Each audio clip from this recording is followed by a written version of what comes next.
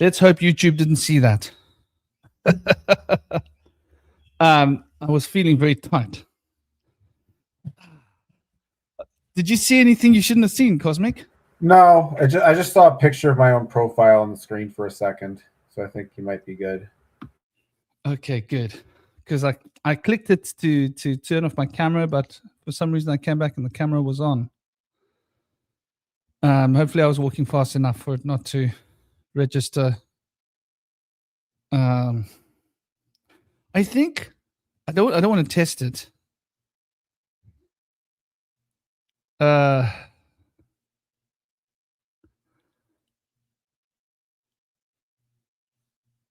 Yo, hello.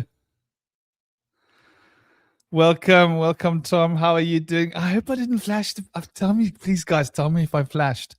If I did, I'll have to bloom edit this video on YouTube and remove the beginning of the video. I hope I didn't flash the screen. Dang. I really thought I had muted the camera because it showed me mute, and when I came back, it wasn't. I don't know if that's me or anything. Well, so, you were looking at the screen, right? Yeah. Okay, that's really good. Maybe it's the angle of the camera is just wow. I'm gonna go back and watch this. In fact, let me introduce Cosmic while I go back and watch that potentially really challenging scene, because you know what YouTube's like. They want to give me trouble for Indy not wearing a top. Can you imagine if they saw my alter ego on screen, like my full alter ego? That would be a serious problem, wouldn't it? You know how these buggers work. Them don't mess around, baby. So anyway, here we are. Let me talk about better and brighter things. We have in the studio with us Cosmic Prankster, who is our in-house, what do we call him? He's our brother from another mother that does channeling, but not the kind of channeling that you guys are so used to. He's really cool. We love Cosmic. He's absolutely awesome. He has a relationship with the Fae that he's been building over the course of a number of years, and he's been channeling a system, cosmological, philosophical, occult-based system of magic. Essentially, is what it's growing to become. It's got a language. It's got all the little puzzle pieces that you need to make a system systemic. So without any further words, do say a few words about yourself and welcome, dear Cosmic. It's always an honor. Thanks for having me, Franklin. And basically, it's like a lot of the stuff that the Fae have been teaching me with their magic is sort of like it's a metaphysical system, just about like understanding the universe via bubbles. And basically, if I could kind of sum up the philosophy, it's like every metaphysical perception kind of like says that the world is one thing. It's like it's one this, one that, whatever. But this is a philosophy that says that that reality is not one thing. It's multiple things. It's multiple bubbles, multiple universes.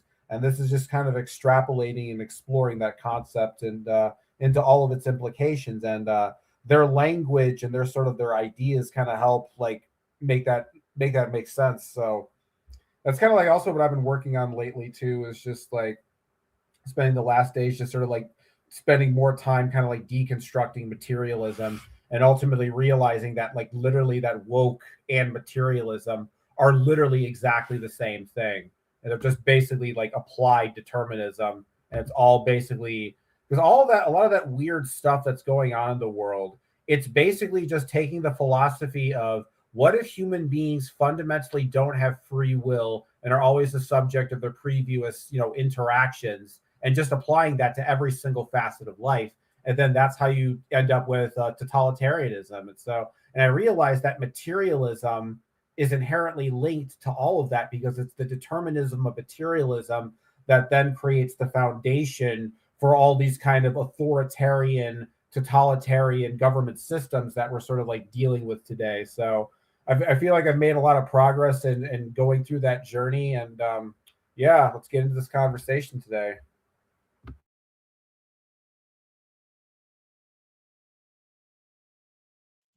Well, I'm glad to announce that the show won't be kicked off YouTube. So yay! You didn't see my full alter ego.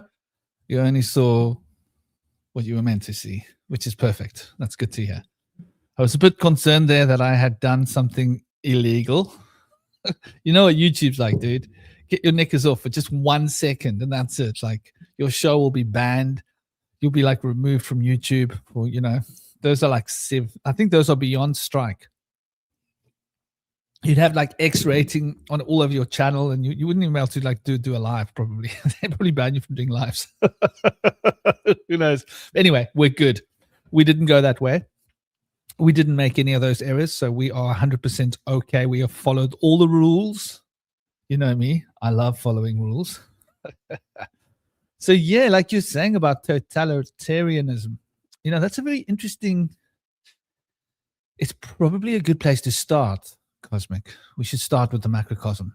And thank you, dear Hollowbone Hawk.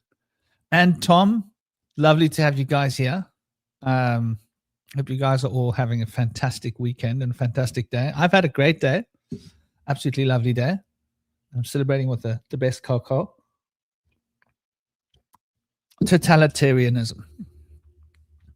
You know, totalitarianism requires 3 facets to work. And this is sort of like an insight into manifestation, magic, sorcery. Whichever it is, you require these 3 elements, right? You require the passion, the emotional field, which is going to bond you to the outcome. And that field of energy is called love.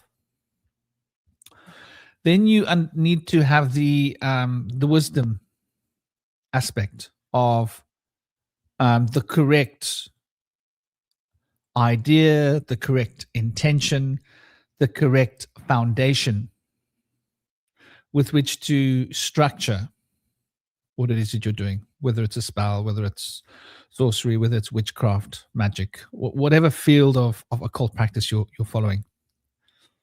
And then you need the will to enact the rituals necessary, the will to produce the action required to work in synergy, and the will to drive the thoughts and the passions and the ideas into a wave field that holds mass in order to push the intention forwards as if to imprint it upon reality. And so you can see these 3 elements of, you know, the occult path of love, power, and wisdom always have to work in union and in synergy. There's no one without the other. I mean, we'll break down later the separate individual paths and how the paths differ and how the paths lead to different points that are extensions of the same reality, the same place. Sort of like being inside the house and popping your head out of the door, popping your head out of the window, or looking outside using your security cameras. But either way, your presence is in the house and outside of the house simultaneously through whichever medium you choose to externalize yourself. And that's an interesting way of looking at it and probably quite relevant. But when we're talking about totalitarianism, those 3 elements also have to be present, because totalitarianism is like a kind of a voodoo spell, man. It's some insane kind of witchcraft. It's powerful use of occult symbolism and occult programming. And there's usually an accompaniment of some form of sorcery. There's usually beings involved that are being utilized, very often deities from religion, because religion helps to drive totalitarianism in a powerful way. I mean, it's not the only way. And when not religion, then a proverbial national spirit is created. And that national spirit gains a personality, presence, and it gets invited in to every space. And one is then expected to become closely aligned with this spirit, which, if we look at it, is walking the path of sorcery. And naturally, the elements of witchcraft and occult, sorcery, and magic are all quite closely aligned. They're not necessarily on separate planets, as it were. So aligning these three principles gives people, hey, I just realized that my screen is, oh gosh, that's really going to make the difference of experience for me. Welcome everybody. I can read your text. That's so cool, man. I had the screen turned down. It's like to 0 brightness. Yep. I turn down the screen to 0 brightness when I'm not at this screen. So welcome, dear Esme. How are you? I hope you are well. Sending you big love, big blessings. And big love and blessings to everybody else that's joining us and watching us. So what do you think about those three elements as being foundational and fundamental and necessary in any... I think it kind of aligns with some of the like Kith, Zith, and O in my system, the idea of there's being 4 nodes of perception, sort of the emotional, the sensorial, and the intellectual. So I think that actually kind of jives well with that, because in a lot of ways those are sort of like they're universes onto themselves, and the combination of those sort of 3 Zerfax universes are essentially what creates our entire perception of reality and our entire universe. So the idea is someone can take the narrative and control those spheres. One could potentially control one's reality, hence the totalitarianism. Yeah, exactly. If you want to hijack someone's system, you got to do it from, totally. I think that sort of summarizes the word totalitarianism, right? It's a total hijack. So your emotional body and your passions need to be totally hijacked. Your mental ideas, your ideology, your belief system has to be totally hijacked. And then what you're actually doing with your time, how you utilize your power and how you apply your agency has to be controlled.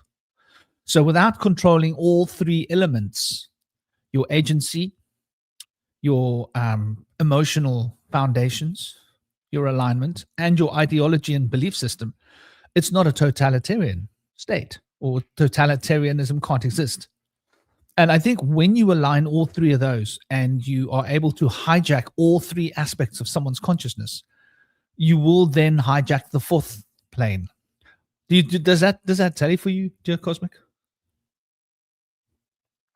Yeah, basically, if you think about totalitarian, the term, it's total. It totalizes it's an ideology that seems to utilize itself in every aspect of human thought, experience, and cognition imaginable. Just it's everything. It's just taking one idea.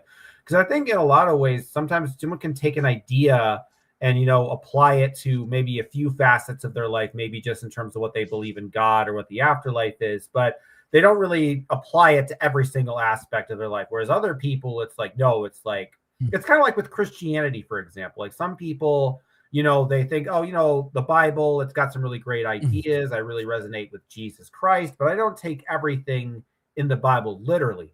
Totalitarianism is you take everything in the Bible completely 100% literally, like no ambiguity, and you don't, there's no compromise. You do whatever it says with 100% accuracy.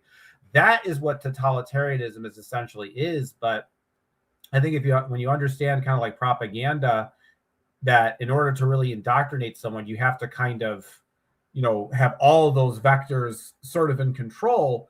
And because if you only have one, the one can ride out. So like, for example, like if you're only, infiltrating someone on the wisdom path, for example, someone could present something to you with powerful wisdom, but maybe love will suggest, hey, this is actually very immoral and unethical.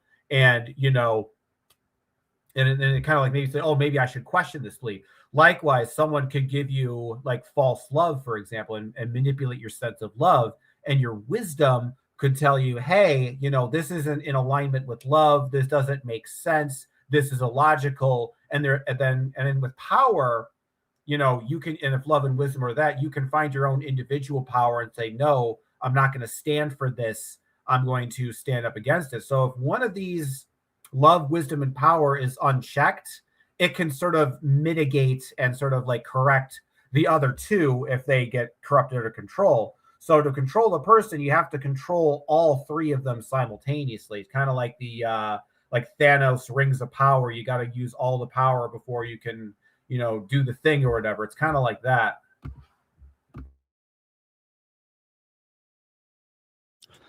Yeah, brother, completely. That makes total sense. And I think like this is rather a fundamental key. Excuse me a moment. There we go. How's my audio, by the way? Is it good? Am I happy? Your audio's fine. Not too loud, not too soft. It's just working perfectly. Yeah. Yeah, it's at a good level. Good. That's how I like it. I like it to be that way. I like it to be at a good level, because a good level works out well for me. Welcome, namaste, D Love. We've got Esme, we've got D Love, we've got Tom Rue. Namaste, Vince. How you doing? We've got Hollowbone Hawk. We've got who else have we got in the house? We've got Tom Rue and the crew, and everybody else is just watching. Big love and blessings to you guys. Don't feel shy to have a chat in the chat box. We've got such a cool crew of people here. There are two different lives, by the way, if you want to be a part of the conversation. There's a phone vertical and there's a horizontal. Most of the people hang out in the horizontal. So if you go into the vertical and you don't see any chat, it's because the chat's happening in the horizontal. There you can see the chat on the corner of the screen, just so you got a little bit of a look at it. And that will give us a better idea of what's going on. So yeah, I think like this is definitely definitely something to think about, especially when we're talking about like totalitarianism. Does totalitarianism, okay, let's look at Hitler, for example. Like, YouTube loves it when we talk about Hitler, doesn't it? Like, we should talk about Hitler more often.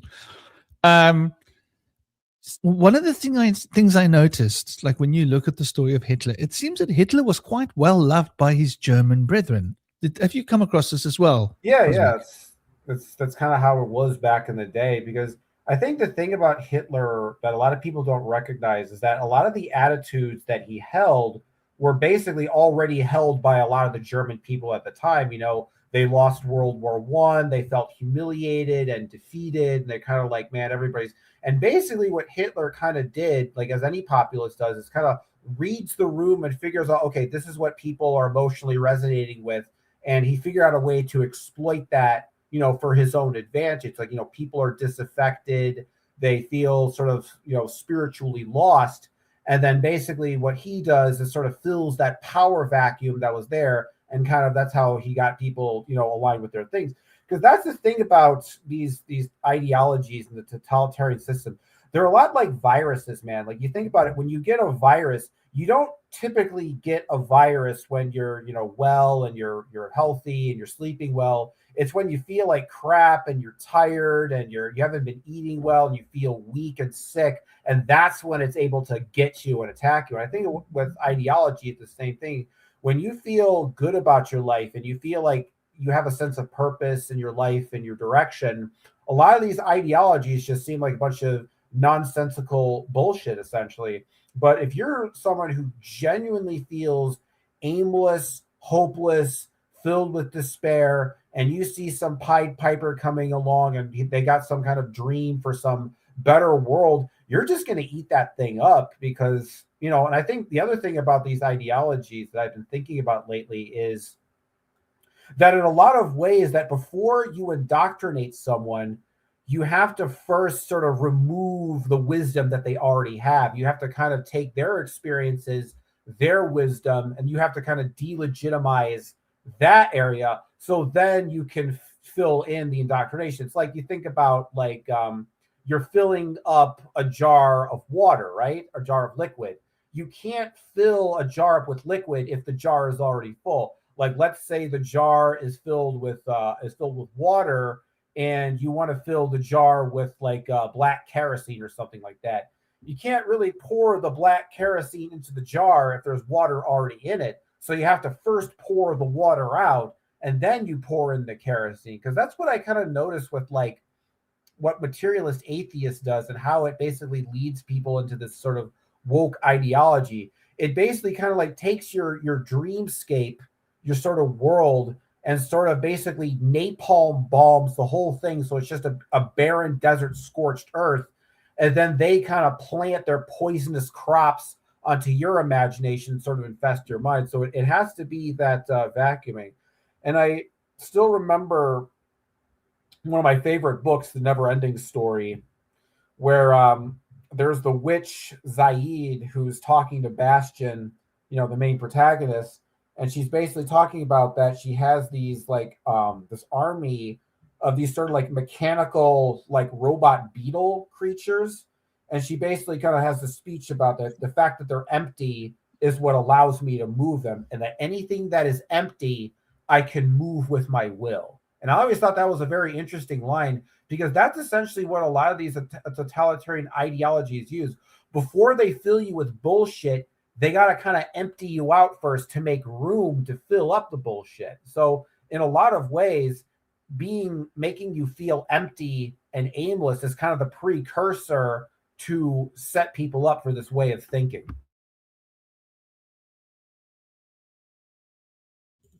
Totally, brother. Totally. And that's also like what you were mentioning in the beginning was that Hitler and Mussolini as well, another person, powerful, charismatic people that inspired love, right? And they didn't just redesign the show. They looked at what was already in the glass and just added more of the same. I think that's the key to creating a good, proper, solid dictatorship. If you really want to implement, totalitarianism, make sure that you don't stray from the narrative, whatever the narrative is. Let me welcome dear brother Indy Sage. Indy is with us. We call him the Sage because he's pure Virgo, baby. He loves his books. He loves his research. He's an anthropologist at heart. He's also drowning in the Tao. Taoism calls his name. Very much shamanically inspired, and Hermetics and Western and Eastern cosmological principles and occult philosophies. He's packing it all in his bookworm brain. And he's also had some really cool experiences. Welcome, dear brother Indy. Oh, he does shadow work. It's like one of his big things. So he helps people embrace. I am your father, Luke. Welcome to the dark side. No, that's not what he does. But he helps people like acknowledge that, like, my dad was a bad guy. From Luke Skywalker's perspective. Welcome, dear brother Indy, and it's an honor having you. Welcome, dear Chaya. I see you've just joined in.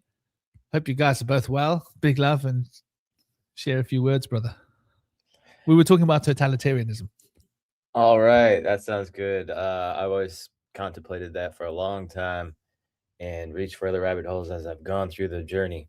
But yeah, thanks for the great introduction as always, Franklin. I'm always deeply interested in the most mysterious and obscure of things that most people often have never heard of. And when I do meet folks that have heard of these obscure esoteric teachings, we really have a wonderful, resonating, deep discussion. And it all ties in with the exoteric, things that are more familiar to people, which, as you start to learn the esoteric understanding, oftentimes will start to bring light to the obfuscations and veil that has been put over our eyes to swallow the carrot on a stick whole, hook, line, and sinker. And when we start to uncover the secret teachings behind them, we start to realize that there were some half-truths involved in these mainstream understandings and indoctrinations, but they were usually used as a bait to reel us into a substanceless fear conditioning. And so once we've uncovered the truth, when people hear that truth, there's something about their intuition that lets them understand that rings true in their heart. And when people hear about lies, it's complicated, because lies are very complicated and complex, and they're inconsistent. But truths are always very consistent and simple. They meet in the middle, and people can come from many different walks of life and different teachings and understandings to understand and ascertain the same truths with different nomenclature and terms and words, but the same understanding and concepts, principles. So ancient philosophical Taoism is very dear to my heart. As a Jungian shadow work therapist, I've helped many souls. It started with my own, going through my own journey and spiritual rebirth after having had brain surgery in 2007. Got a little scar up here, you kind of see up top there. I'm a survivor, baby. So let's get into some more totalitarianism. I would suggest that democracy is fascism. It's a misnomer for fascism. Also, communism is a misnomer for fascism. True communism and socialism are when the people have the power. There's no hierarchy involved. So when there's any kind of dictator there and they're divvying out the monies, that's just a scam. But unfortunately, there's never really been a true communist society, as far as I know, outside of a commune. But oftentimes communes have some difficulties. I mentioned before in a show, oftentimes the ants have 97% of them are just wandering around looking busy. 3% do all the work. So in a commune situation, when 3% of the people are doing all the work, it gets frustrating a little bit for some folks when most of the people are just looking busy. But I know that people used to live with their extended families, and it was like a whole team of people to take care of many different tasks and different roles and responsibilities. So oftentimes there would be that one person that does all the organization and materialistic things of like taking care of the cleaning and taking care of the crops and the yard and the house and the cobwebs and all that jazz. Whereas other people might be able to, let's say, cook, tell jokes, play some music, entertain the kids, do all kinds of different things. Maybe go out and hunt or forage, bring back some food, things like that. Go on an adventure, go into town, sell some of the commerce that's being grown at the house as a salesman or a tradesman, different things. So when we have a team of people, life becomes very different. But right now with the divide and conquer strategy, people have been brought into nuclear families and then disseminated from there to be kicked out of the home at 18 and just be an independent lone soul. It's very different trying to do everything on your own, which is something that's new. This hasn't been going on for more than about 200 years. And people are pretty much being brought out and divided and easily exploited now through this process of separation, which is basically the main principle of the ego, the delusion of separation, the idea that we're separate, that we're one particular person that's like an island, and we're defined as our occupation or slave role in our society. And unfortunately, our individual gifts from the soul are usually kind of pushed down by totalitarianist society, where people might go back into their midlife crisis and awaken thinking, man, what happened? I wanted to be like a musician, or I wanted to be an artist or a poet, or maybe even I wanted to be a race car driver or an astronaut. But what happened? I ended up becoming a janitor or like a garbage truck man or like a plumber or something. And people might think, man, I think I want to start over. And at that point in your life, that's your chance to let your soul shine and find your vocation and do what your heart desires and meet your passions. But oftentimes we get stuck in our role of employment and our role for the family, and we sometimes get stuck in those roles. But sometimes it's all right. You're doing something for your community, you're doing something for your family. You didn't get to do what you wanted to do, but at least you did something good and you helped other people. And sometimes that's even more important than just doing what you want all the time.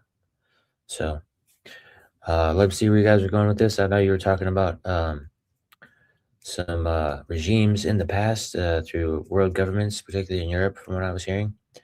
And we can get back into some of that totalitarian regimes of the Nazis and the Russians and the USSR and whatnot.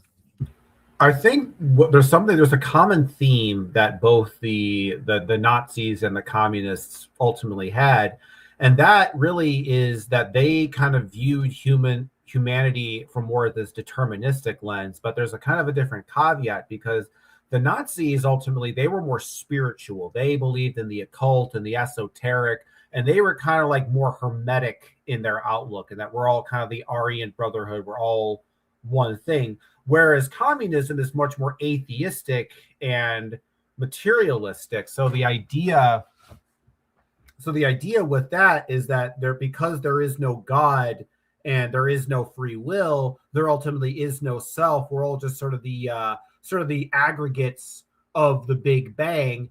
And so it's kind of like, a lot of ways, if you think about Marxism, it's actually kind of like an atheist materialist version of Hermeticism. Like, that's the way I kind of look at it now. Like, because it's also monistic. It also has this kind of as above, so below aspect, in that if everything is basically this kind of singular Big Bang, materialistic cause, if you make a change in the small, it has a butterfly that kind of effect that sort of leads into the sort of the deterministic universe and sort of shapes it based on your perception. And that's really what Marxism actually is. That the more they think about it, it's simply taking the premise that, what if human beings don't have free will and they can't make individual choices, and all of their decisions are based on this sort of the emergent property of their past outcomes? That's what Marx is talking about with the material conditions. So really, to me, the essence of totalitarianism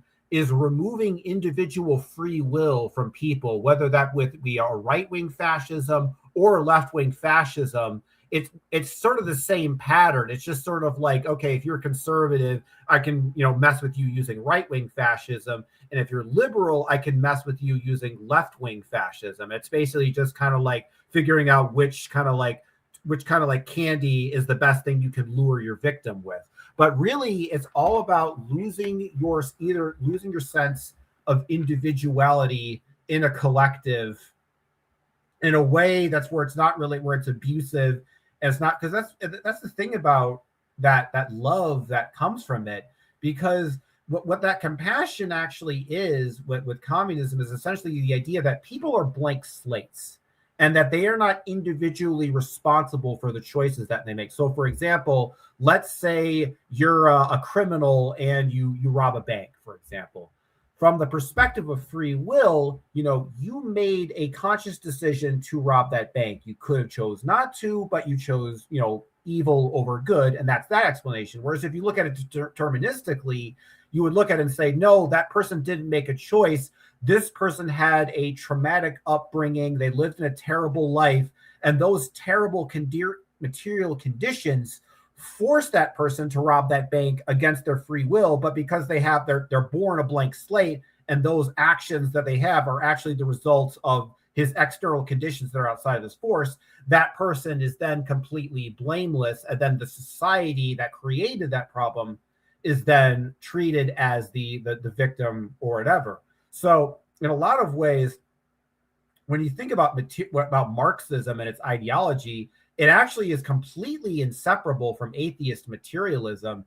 But I guess you could see how it could be compatible with certain spiritual beliefs like Hermeticism or Hinduism or Buddhism, in the sense that it's monistic, and two, it has a kind of deterministic feature, whether it be the determinism of, the physical universe and the aggregates of matter from the Big Bang, or the determinism of everything being from the one source mind, and the sort of the causes and effect relationships that, lead to the inevitable, spiritual utopia where we're all aligned.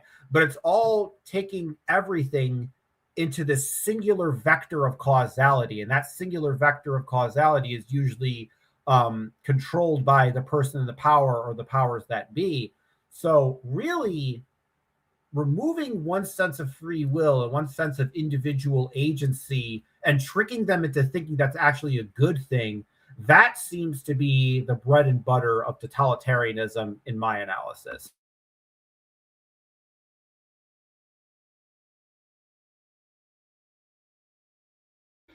I think that's quite an interesting point that you bring up here when we're looking at totalitarianism.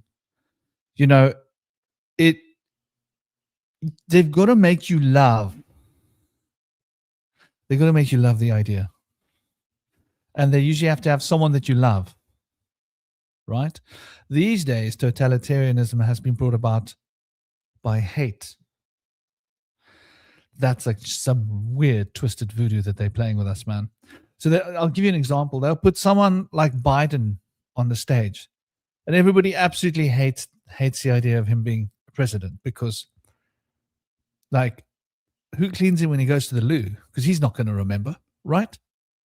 And this dude, like you can't put him in behind the wheel of a car, right? He can't do anything for himself. He can barely find his way off the stage. He gets lost. He gets lost in front of a camera on a stage. I mean, there's two ways off the stage, right? Two ways. The one way goes to a door and the one way doesn't. I mean, he'll get dizzy and confused, not know which way to walk off the stage. And like everybody's watching him. It's like, dude, there's only one way. That's the way. Like there's chairs there. You can't go there. So they'll put something really bad in front of you, like as if to say, like, do you want to eat this really rotten apple? Or do you want to eat this not rotten junk food that's really top bad? And then you're like, well, I can't eat that really disgusting rotten apple. So, okay, give me the McDonald's chips with whatever that McDonald's crap is on the side, right? Because at least it's not green and moldy. And that's how they would get you to eat the McDonald's, by comparing it to a rotten apple. Or making you scared that, what was the scare that they hit us with? Do you remember? They did it all across the UK. They did it in the world. Oh, spinach. Salmonella on the spinach. Right? Salmonella on the salad. Oh my gosh. I think we got that in America too. Yes. I mean, come on. What kind of a dizzy world are we living in? Dude, when you take the leaves of your salad, before you eat it, do you not wash it? And when you wash it, do you use these two little holes in the front of your head to inspect the salad? Do you use your fingers? Is it slimy? Right? If it's slimy, it's got something growing on it. You know, I think like you should be able to tell what fresh salad looks like. Yeah, definitely. So this is what they do. You know, they brainwash us. So brainwashing is that fundamental key. And I think as well, you know, making you think you don't have a choice. Sorry. I got a piece of charcoal. I blew into my charcoal and went in my mouth. But so it's like got in my throat and made me feel like all itchy in my throat. Charcoal is good for your throat, by the way. It's just charcoal. Just dust. But I do think that there is like an important point where we are able to sort of take stock and recognize that we're being sort of pushed, you know, literally being pushed. T-O, yum, plantain, yum. Yeah, man, welcome. How you doing? Hope you're well. We've got Lockhides, Anoin, Nikos. I hope I said that right. Namaste. Welcome to you guys. Am I saying that right? Lockhides, Lockidus. Anthony Kiedis. I don't know how to say the rest of that. I'll give it a whirl. Shall I give it a whirl? Let me make it bigger so I can read it properly.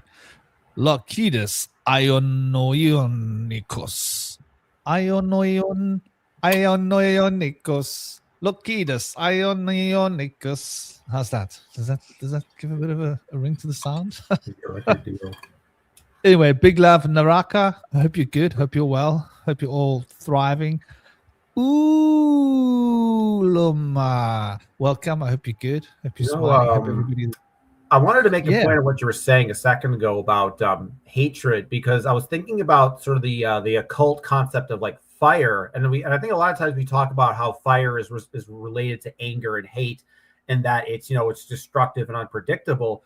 But I think one thing that's also important to mention is that fire is attention grabbing. It's bright. It makes you focus on it. Like you think about if you're in the middle of a forest and there's a fire happening, every animal, bird, and person is going to have its eyes focused on that fire. So in a lot of ways, the thing about anger and hate is that it draws a lot of attention in the same way that fire does with its brightness. I wanted to kind of bring that point to the table. That's interesting. I think fire on one hand can represent hate, on another hand it can represent love, because fire also produces warmth, and warmth in your heart, the heart center, literally the organ of the heart, as is recognized by Chinese medicine, and as we speak about it commonly, to have a warm heart, to be a loving person. Yeah, I think one thing I think though is also that I think each of the four kind of classical elements are kind of different expressions of love. So I can see what you're talking about, fire being love, but maybe it's kind of like an unstable, overly emotional, overly exaggerated kind of love.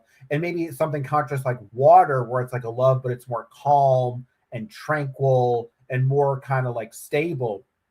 And so I kind of like look at it sort of like that, Exactly. That's the point. Yeah, the different elemental qualities of the love, and like you say, the love of fire is the kind of love that makes people do things. Like, I'll give you an example. My beautiful lady love, she made me this mug, and it's the damn finest mug you ever seen. It says Bush Whisperer. She painted it for me, and it is such a beautiful mug. I wish I could show you. It's got cocoa in it. It's got 9 hearts inside it. It's got a pink, and it's got an amber and a pink in the bottom with these hearts rimming it. It's a really pretty cup. It says Bush Whisperer. On the other side, it says Elavalu. Elavalu is the Sinhalese word for vegetable. Sounds very much like I love you. So I had to show off my Bush Whisperer mic. It's not part of the merch program. I don't have merch. It was made just for me by my sweetheart. And I'm so happy. But speaking of love, speaking of fire, right? Like, I love my girlfriend. I'm quite protective. If some bloke were to cause trouble with her, my love for her might make me go like, doof, on the guy's head. Right? You with me? It's not ideally the way I would want to be, right? But this is the kind of thing. Like, if a man's with a woman and the woman, he loves the woman, and someone messes with his girlfriend, tries to cause trouble with him, and they're going to see the wrathful side of the man, right? And that's coming from a place of love, but it can be, like Cosmic says, it can be volatile, right? It can be destructive. It can be harmful. It can cause people suffering. Like, so you can see how, luckily I'm not the jealous type. Some guys still take that to the level of some guy talking to your girlfriend means he's hitting on her, and now they need to go and cause trouble, You get that ridiculous side of the story as well. But so love, the fiery element of love, is toxic. But the water element of love can also be very cool. It can be very calculating. The water element of love can be like, I'll give you as much love as you've earned. It can turn love into a collateral. And love can be used as like a payment, transactional love. So water's got its own shortcomings. And the element of air, love can be very like, oh, I love you so much. And like an hour later, like, who the hell are you? I never loved you. So the air element can be very changeable, very mutable, and not be consistent. And the earth element can be like, needy, I need you. I can't live without you.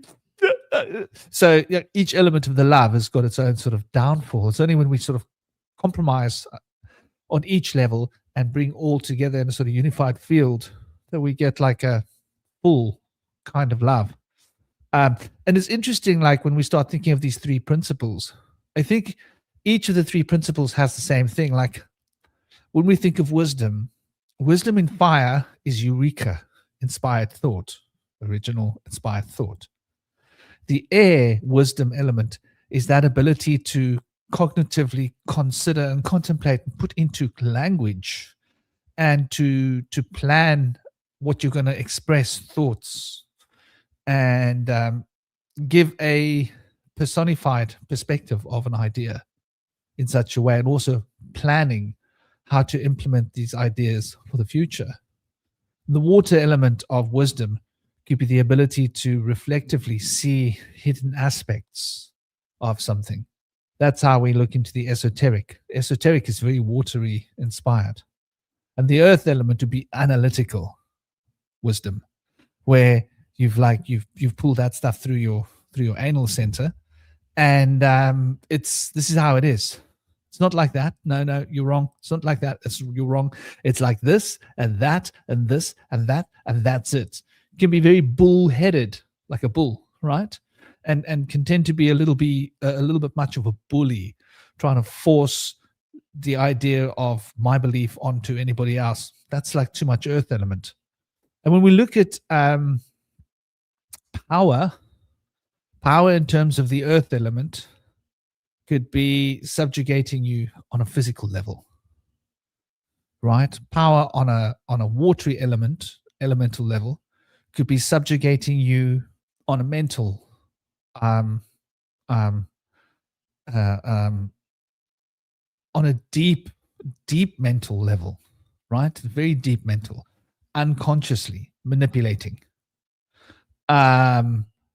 Subjugating you on a mental level would be like bulldozing over your ideas and making you feel stupid and forcing you to believe my ideas. That would be, water wisdom being misused or out of balance. And the fire element of it would be, we were talking about action, right? So the action would be when we're putting it into the earth of the fire element, we would be sort of making you think that everything that you do or is futile, that you have no agency, your dreams and your passions mean nothing. So there are a lot of ways that all three of these elements of love, power, and wisdom feed into all of the elements, even though I would say that they do have fundamental elemental nature. But when I say elemental nature, I mean pre-elemental nature as opposed to elemental nature. Oh, he's finished eating. He's come to join Daddy. I'm going to have to put him into bed in a couple of minutes. It's just gotten dark out here. So what do you guys think about that as like the elemental nature and then the pre-elemental nature? And when I say pre-elemental nature, I'll give you an example of what I mean. Agni versus Tejas, or Vapas, right? Versus Pani, for the water element versus the subtle water element. And by subtle, I mean that which is primordial. So there are like three primordial states that have a very subtle elemental nature, but not an elemental state. And then there are elemental states which have the elemental natures expressed through elemental states. Does that make sense to you guys when I put it into that context? What do you think about those three elemental states as the three fundamental elemental states as being primordial versus the four elemental realities that embody those three elemental potentials to become elemental states of consciousness and energy? Making them 12, essentially. Yeah, exactly. It's like this is how we got that's how the cosmic wheel comes into play. So it's interesting, like if we look at the fundamentals of love and the fundamentals of power and the fundamentals of wisdom, one could say that power in its fundamental has got that primordial fire, and wisdom in its fundamental primordial state is the primordial state of water, and wisdom in its primordial state, in its fundamental primordial state, is the primordial state of air, because air is what like bridges the gaps between all things, connects things to other things. So we're talking about the principle of correspondence, right? And then we're talking about the principle of of vibration as being the active expression, power to manifest. And then we're talking about the principle of mentalism, if you're going to get right down to it, to understand the absolute state of which we can call love, right? It's the totality of unity. It's where everything is unified in a state where you're not separate. So when you love someone, you're not really separate from them. The more you love, the less separate you become, until you're so in love with that person that they're like a part of you and you're a part of them, to the point where if they leave this world, you feel like a part of you has left this world, right? That's love. So what do you guys think about these three aspects as they relate to the fundamental primordial? I think they're really interesting.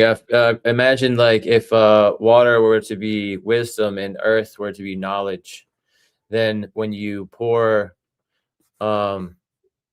experience into knowledge and make it into understanding, it's like you're mixing the water with the earth, and it turns from dust or stone into clay.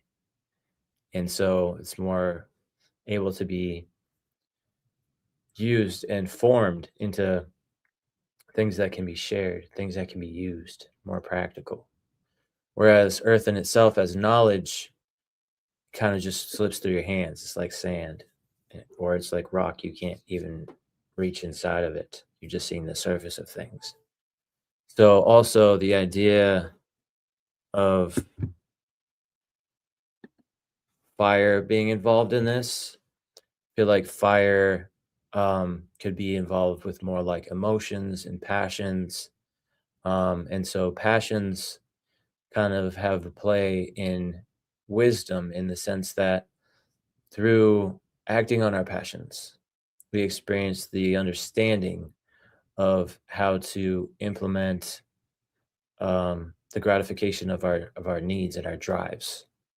So through taking steps to make those passions into something of substance, I think it would be like in such a way where you have fire that burns too strong, it turns everything to ashes.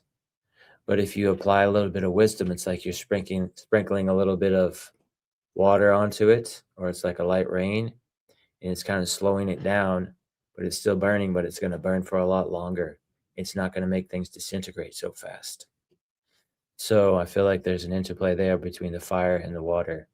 And then as far as air goes, I feel like air, one thing about air, like air element people, like I have a Gemini rising, and my son's in Aquarius. Air element people are usually untethered. They're not grounded. They're just all over the map, flying around. The wind blows one way, they're going with it that way. The wind blows another way, they're going back the other way. So they could be wishy-washy.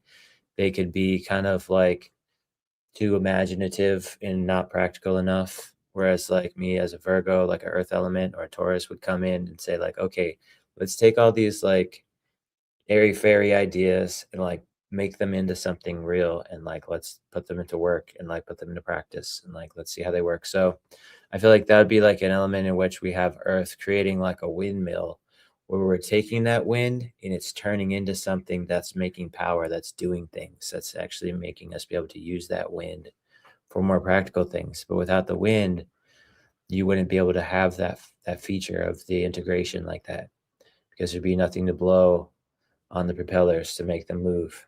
So I feel like wind is very powerful, but it can be kind of unconnected and ungrounded, in a sense where like a lot of people in the new age talk about like two different things. Like there's only love and there's only light. You don't need to ever forgive anyone or be forgiven, and nothing wrong ever happens. Everything's just like a blessing in disguise or something or whatever. And the idea that like we're spirits or aliens having a human experience, this place isn't even real. The mothership's going to rescue us. We're going to turn into a light body and disappear into another dimension where everyone that's on a lower plane is going to stay here and suffer without us. and we're gonna leave. The ideas like this are just not practical. They're not well thought through. They're basically like spiritual elitism. The idea that like if you do better, you're gonna disappear and be chosen, and like everything's gonna be okay for you, and you're gonna go into a magical place somewhere else. To me, that's like the antithesis of what spirituality and mysticism really mean, because we need people that are guides, that are like an example to other people to take lead from, that can inspire people that are on a lower consciousness, that can help give them insights to like be able to overcome the shortcomings with which they deal, and like maybe the adversities and hardships that they put themselves through by not being able to leap above their impulses to do materialistic things or transgressive ways. So I feel like the wisdom of water would be like also seen as, it's like something that can lift people up. Like when you're in the water, you're flying, you're like floating. But when you're on the land, you're stuck on the ground. You know, you can only jump so high, and when the wind blows, it can sweep you off your feet. But the thing is, it's like there's subtleties of things where like, although wind could give you like wind burn or like cause a tornado and just rip everything apart, like wind could also like give you a cool breeze where like things are like really hot and getting too intense and your struggles are getting worse, and then all of a sudden this cool breeze comes in. It's like, oh, that's so nice. And that to me would be like humor. Like the imagination is a big part of humor. So when humor comes in and people are all stressed out and they can laugh a little bit, it's like, oh, that's like a cool breeze to me. It's like, feels like finally I'm like lifted from my struggles that I had been focused on and swept up in, and now I'm like feeling more at ease and like in a better place to be able to start to deal with them and stuff like that. So it's a beautiful analogy. I could think of like a lot of different ways you could use it as like in symbolism of like certain circumstances. But you got anything on that, Cosmic? I don't think so. Cool. You know, I think it's quite interesting when we start to sort of like really like dive into this whole idea, this matrix, you know, these three fundamental parts, and what you were talking about, where everything just has to be love, love, love, love, love, and there's nothing else. And anything that's related to power is frowned upon. And even that which is related to wisdom is frowned upon. If it's not love, it's not right. And you'll find, okay, so this is my experience. Occultists are often have an allergy to love. Now, this is a generalization that can't be accurate fundamentally, always, but it's something that you might notice. So occultists tend to walk the path of wisdom, right? And mystics tend to walk the path of love, right? Where it's all about bhakti, devotion. And bhakti and devotion is really essentially love, right? It's service. And love becomes service. We serve what we love. We serve the organizations, the ideas, the people that we love. We will serve them. We will do whatever we can to make their situation better. And so you've got these two extremes. With mysticism, you can find people getting lost in love. With occultism, you can get people lost in wisdom, right? And then you can get the other religion, right? The legion. They're like a legion of warriors, right? You can get people lost in power. They think they're chasing love, but they're chasing power, because these people want to change the world. These people want to evangelize. They want to take their agency to the maximum at the expense of everybody else's free will. You will all be assimilated. It's like the Borg, right? So in its extremity, power being expressed becomes the Borg. And we see it in religion so often. Not all religion, but specifically, like I someone I knew, one of their family members had been in Afghanistan, and they were on their knees with someone with a shotgun, and they were supposed to get married to this person's daughter and convert to Allah. Now, that's not your normal thing. That's extremism. You get extremism everywhere else. And I've seen it in Christian traditions very strongly, where people will keep trying to persuade you and change you and get you to change your perspectives, your attitudes, your actions to be in alignment with their ideologies. And that's like very much agency based. It's very much power based. Even though the words used might be love related, the actions are what's important. And with the occult, people will be considering and contemplating relationships of ideas, philosophical concepts, and mapping out the correspondences to such an extent that they gain an insight into how things work, but not really being truly connected to the things that they are understanding how they work. So they might gain an insight into psychology and understand how John works, but not be able to empathically relate to John. And so the wisdom path can disconnect you and make you abstract. The love path can make you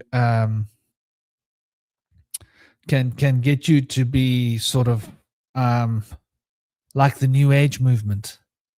The New Age movement has taken mysticism, Vedic concepts, and has taken it past the point of balance, right, to the points of extremism, where it's just all shiny roses and that's all there is, and there's no such thing as bad, and everything's just perfect and lovely, which isn't really how the world works. The world is very much polarized.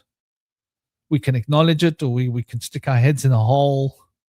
We can pretend that it isn't, but it doesn't really change reality. So we see that there's always fundamentally three paths. And I think that either of those paths can be a justified path. One can find liberation and truth and fulfillment through religion, by being a Muslim, by being a Christian, right? By being, a Hindu, by being a Buddhist, whichever religion. I think there is the potential in the religion to find a way. Or one can master and study and practice the occults and gain insights into how the nature of reality works and understand all the correspondences and how we're connected to other people through the subtle web of correspondences, and how this maps out our fates and their fates, and how destiny hangs in the balance, and becomes the agent of fate. And or alternatively, and let's not forget, the fundamentals of love, the mystic path, where one can embrace that all things are unified and all things are one, without getting lost in that swear word that Cosmic has a big problem with, oneness. Oneness, if you want to understand what oneness means, you need to understand what appleness means. So appleness, oneness, tableness, saltness, skyness. So oneness isn't a real word. Let's just face it. It's got as much meaning as appleness or tableness or shoeness. Shoeness is a pretty good descriptive word. Shoeness. Oh, he came in there with a lot of shoeness. He was totally expressing shoeness or appleness or oneness. So like the idea of embracing unity and recognizing that we're all unified, if one doesn't temper that with some aspect of agency and some aspect of wisdom. So if there isn't an element of wisdom and an element of power within the sphere of love love falls on its face. And the same could be said for agency or power. If there isn't an element of love and an element of wisdom, that will fall on its face. And the same can be said for wisdom. So all three elements need to be there in some form of proportion. And I think that proportion is something which is sort of fundamental to the nature of the human learning condition. What do you guys think about understanding the proportion of how things fit together with these three fundamental cosmic principles and how they can relate? Because I would then say we have three elements, right? How would I draw that? Let's see. How would he go about drawing that? Well, he would probably do something like this. I think this is the best way that I would draw it. And I think that would give us a sense of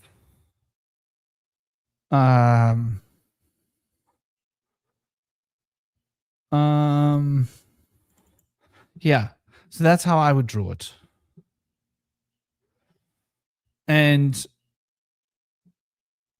though that isn't the perfect way to draw it, that would be a way of drawing two different versions of it. And I would probably say, well, that's a good start. How else would I go about drawing it? Maybe if I were to draw it in a more simple way, right? So that it's easier to see the relationships.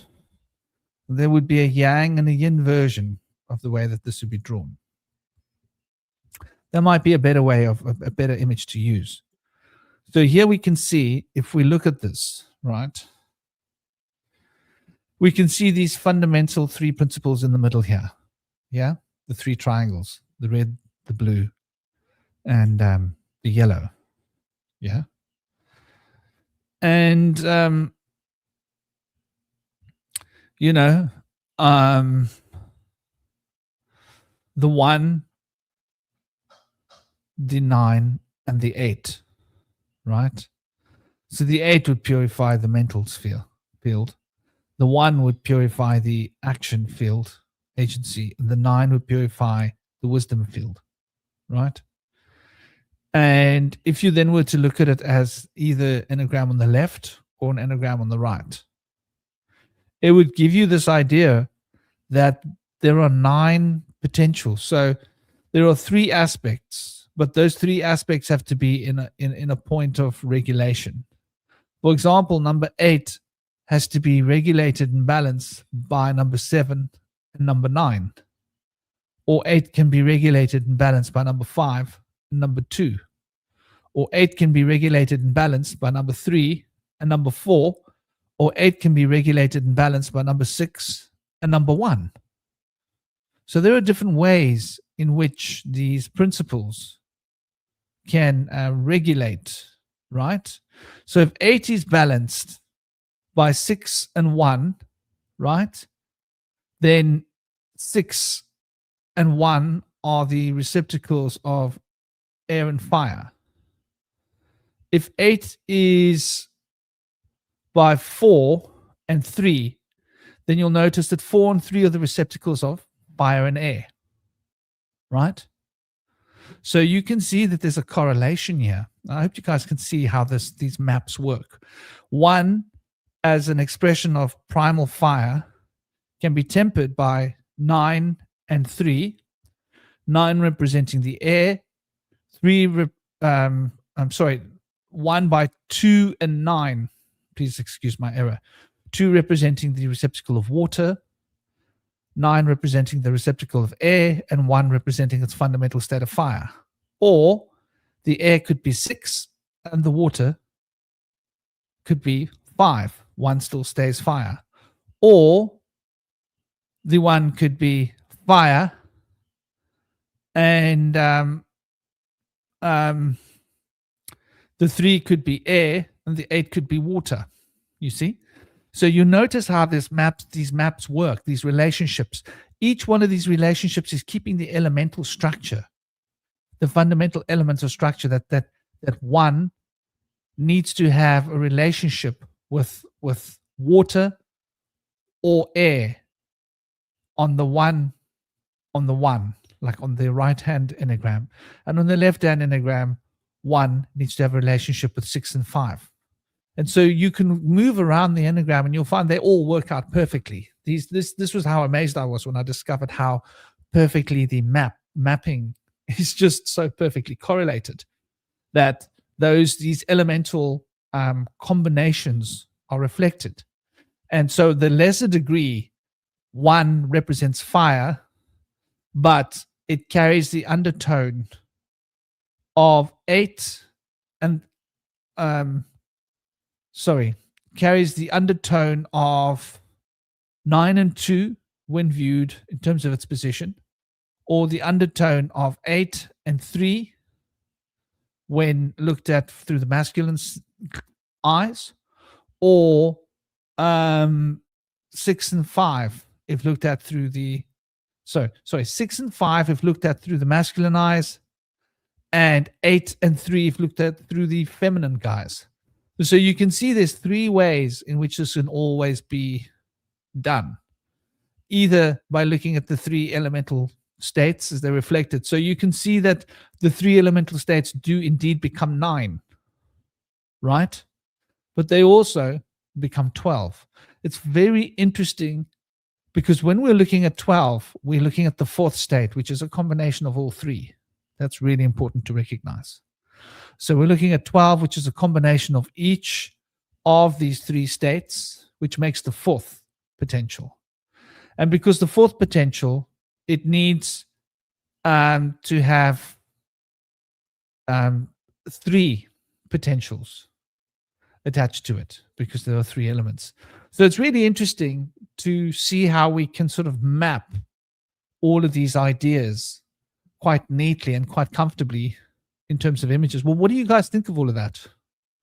Mapping and correlation between elemental nature and that which is within and that which is expressed. I love it. I think that's a really great pursuit to take on. And I've created like a diagram of the yin and yang where we kind of explore the differences of the extremes which people take and the center or middle line or middle way that people can take through integrating those extremes, or the way that the different elements work together when integrated with each other. So it kind of uses 3 different lines. There's like the outer line of one side, which one might consider to be water. There's the outer line of the other side, which one might consider to be fire. And then there's the center line, which could be considered an integration of water and fire, or potentially could be ether, where the circles inside of the yin and yang, the yang within the yin could be air, the yin within the yang could be earth. And so we have like water and earth and wind and fire. And then together, they're all part of the middle way, which would be the ether, which is like the primordial cause of their existence, through which they come into form and being. And the ether would be like kind of basically like an integration of all of those 4 elements into one thing. And so you can use in the ether like how those things can come into fusion with each other and interact in ways that might be constructive, or you can come up with other ways in which they would interact in which they would be destructive. So there's like a lot of different ways about that you could consider, and then you can use that understanding how to develop a way to construct certain things in your life, a way to destruct or purge or release certain things in your life that no longer serve you, or break them down. And you can bring a lot of insight from this line of thinking. So I feel like you can use it, think about it in ways that are like practical, in which those actual things operate in the material realm, and then use that as like a platform to see how those are an analogy for things that happen in like social or emotional ways and experiences that we have, or personal wisdom and understanding and things like that. So I've been able to do that kind of fusion with the elements in the extremes. One of the things I like to use is like the poles of um, Joachim and Boaz, which are like representative of the sun and the moon. But I also like to use the elements too. And like if you can integrate the sun and the moon extremes, then it's like it's a practice in which you're integrating the subtle principles of the other gender into your being. And so if you're like used to following one gender role and doing only that way of things, then the other one's supposed to do the other way. That can be helpful for like a team where one person covers the bases on one side, the other one's got the other ones, and they've got all their bases covered. Each person has their respective roles. But I think it's even more beneficial sometimes to be able to become more holistic on both sides, whereas they can cover those sides well, but then they can actually switch if they need to, and they can integrate each other's understanding into their own way of being and doing. So I think that's a noble pursuit to be able to integrate subtle principles of the other side. For men, that would mean like taking things into your hands to become, instead of just linear thinking with assertive ways, um, and taking things head on, you might be able to then develop in a way to think in more cyclical or spiraling patterns that would be able to um, allow you to uh, think outside of the box, gain more perspective from others, see things not only through analytical reasoning, but also through intuition and imagination, and through deeper understanding, and integrating part of the emotional attachments that things have with that reasoning. Also, like women could be able to take their like emotional ways of perceiving the world or expressing themselves, and then integrate some more analytical understanding of like what kind of an effect does this have on others? Is this what I really want to achieve? Like what are better ways in which I could do this, which would be more constructive and less destructive for me, maybe with the way that I express myself with negative emotions. Maybe I could use those in ways that would be helpful instead of detrimental, and like things like that. And they could learn, instead of thinking in ways which are kind of cyclical, which might lead them in circles, they could think in a linear way that will bring them up, and then they can expand their cycle and their spiral of thinking into like more higher or lower places in which they want to be able to bring that thinking in. So they could then like think about, maybe I'm too up in the air and like um untethered with a lot of these thoughts. I could bring them down and ground them a little more. Or they could think like, oh, I'm too practical thinking about this stuff, whereas like I'm thinking this has to be done the way I was taught, and this is the right way of doing things. Where I could like use this linear thinking to bring me up into a more imaginative way in which I can think this might be a better way to do that, and I should be open to seeing things and doing things in a new way that might help me break out of my ways that I was shown that I have an emotional connection with. I can now find a way to do things in a way that's going to be more beneficial to people that I am interacting with, where they're going to be more receptive to it. And I can be like less scorning about it, like trying to make them disciplined to follow a certain path and give them more their own personal self-will, to be able to allow them to have their own, make their own decisions and celebrate those decisions and encourage them to think for themselves. So like things like that, those are just a couple of examples.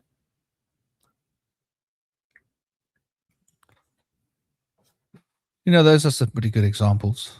Ivana was asking, can we recapitulate mathematically the transmutations? Mathematically, I'm not quite sure exactly what you were specifically saying. Well, what I was saying was that, and I'll express it to you as an idea. Maybe I wasn't expressing it optimally, but I like what you're saying as well, Indy. You know, I think it's necessary for us to always take into account all the orbital matters, right? We tend to look at the focus, what's on the stage. But if we want to get like a broad view of what's happening, we need to take into account all the different factors. And when we do that, we become less likely to want to jump on one particular line of outcome, because we realize that, like, you know, life isn't that simple. And so there's a lot to be said about forbearance. I think I get the impression that that's like where your idea was sort of migrating towards. Getting back to this idea that Ivana was saying, I'll try and be quite brief about this without getting lost in for too long, but I'll show you what I mean. So if we look at the number 1, if we look on the enneagram on the masculine side, so 1 is 6 minusing 5, right? So 6 minusing 5, 1 is in the forefront. The 6, which is air, is minusing the 5, which is water. So fire has a dominant airy element and less water, right? If we look at the 2, right, and we're looking at the 7 and the 6, where the 2 is very much a watery element, right? We could say that the 6, which is the air, and the 7, which is representing the fiery expression, water is quite unique. So water is balancing out these 2 expressive elements, the 7 and the 6, which is the 13. And if we remember the number squares we were discussing, I think it was last week. Yeah, it was last week. The 13 sits at the heart of is that the Venus square? I believe it's the Venus square. So there's, no, 13 sits at the heart of the Mars square. Sorry, I've got to check this out now. Mars magic, no. I think Mars magic square is 25 at the center. No, yeah, Mars magic square is 13 at the center. So the Mars magic square is 13 at the center. So the 7 and the 6, you see that in the process of these 2 elements minusing each other out, they're adding to each other to become 13, the center of the Mars square. So there's a mystical relationship with the number 13 and the element of water, but it's also an agent of fire. It's at the heart of fire, but it's standing in opposition to fire in a sense. So we see it in the Mars, at the heart of the Mars square. We're looking at 3, which is fundamentally yellow, fundamentally the air element. We see that it's an expression of 7 and 8, which is the expression of 8 representing water and 7 representing fire. So fire is going to be dominant when we're looking at this. So we've got these 2 powers working in union, but there would be a greater potential for 7 to be in relation to 3, because 3 stands in opposition directly through the card of the devil to 8, right? So that in itself is quite an interesting point. And it also stands in opposition to 7 through the lovers. And so we see the lovers represents the mercurial element, right?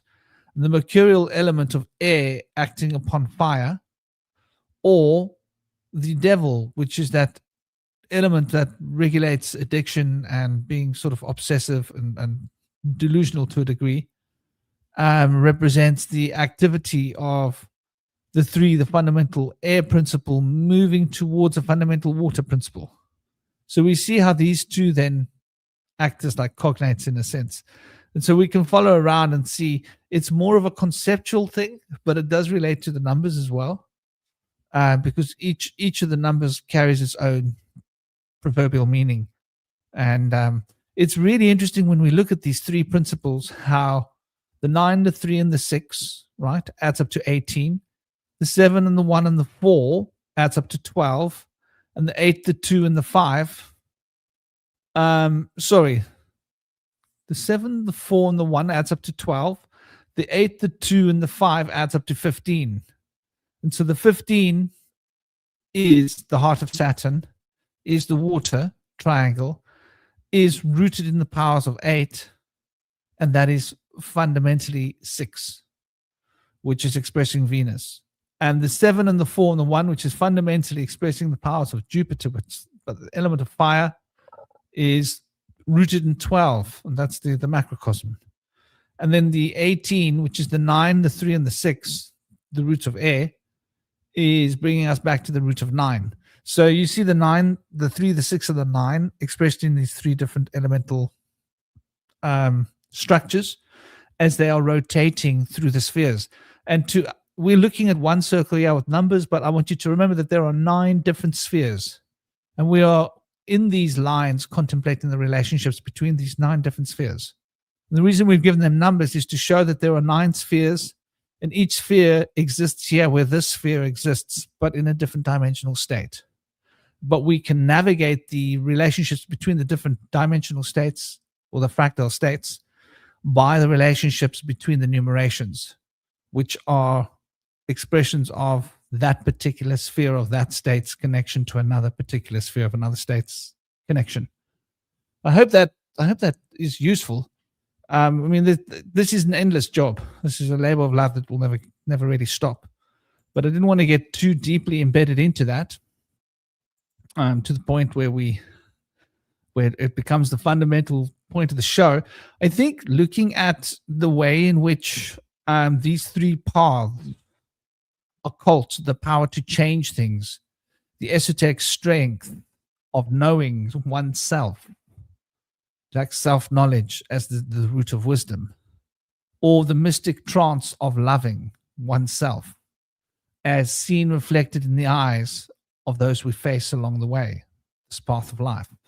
I think looking at those 3 aspects is probably quite an interesting thing for us to do, like self-knowledge versus self-love, right? As 2 very well-known and well sort of considered realities, right?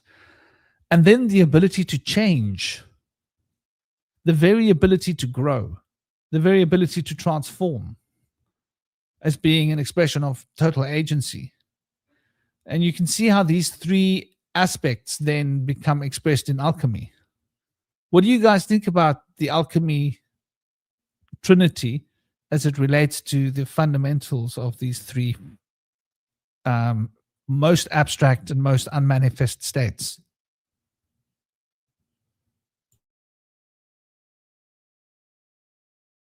Could you run through again what numbers you were ascribing to each of the elements? Yeah, I think you mentioned 9 being one of them. Well, I was just, if you look at this image, yeah? Mm-hmm. If you look at the center, you've got an enneagram on the left, an enneagram on the right, but on the center, I've got 3 triangles. So it's not an enneagram. It's often referred to as an enneagram incorrectly. It's a 9-sided star, but it consists of 3 triangles. And if you see, we have a yellow triangle, we have a blue triangle, and we have a red triangle, right? Blue being like water, cool. Red being fire, hot, and yellow being scintillating, moving energy, right? So those are the 3 triangles we're talking about. And so those numerations are what we see are those 3 triangles representing. The 3, the 6, and the 9 is the element of air. That's why we in the Kabbalah speak of the Yetzirah, and why the Yetzirah is the structure of formation. And then we've got the 8, the 5, and the 2, right? Which is essentially 15. And then the 15 becomes the structure of our higher wisdom as it's expressed through our emotional bodies. So there's intuition involved, but it's the essential nature of wisdom. And then, of course, we've got the 4, the 7, and the 1, which is the 12 spirits of the fundamental fire state, expression of the three, which we could see as the 4, the 7, and the 1.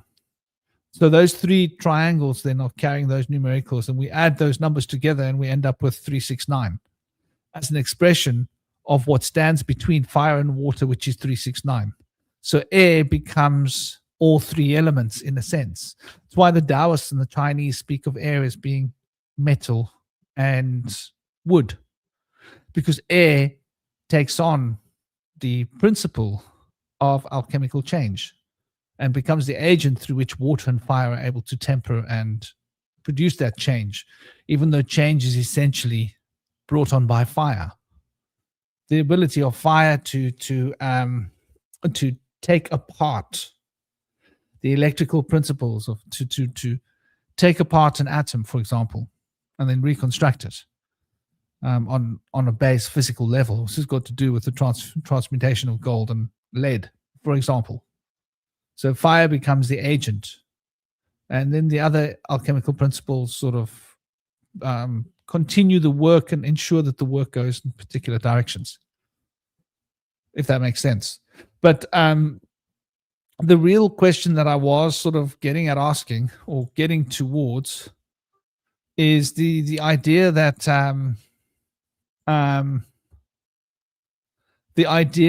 these 369, right, are once again the three fundamental states being applied in such a way that one is dominant and two are submissive.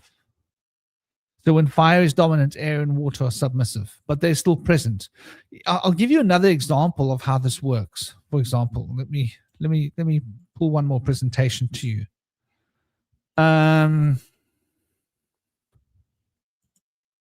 Here we go. So when you're looking at the tattvas, and they will see a map of the tattvas, right? Let me try and get a good image of it.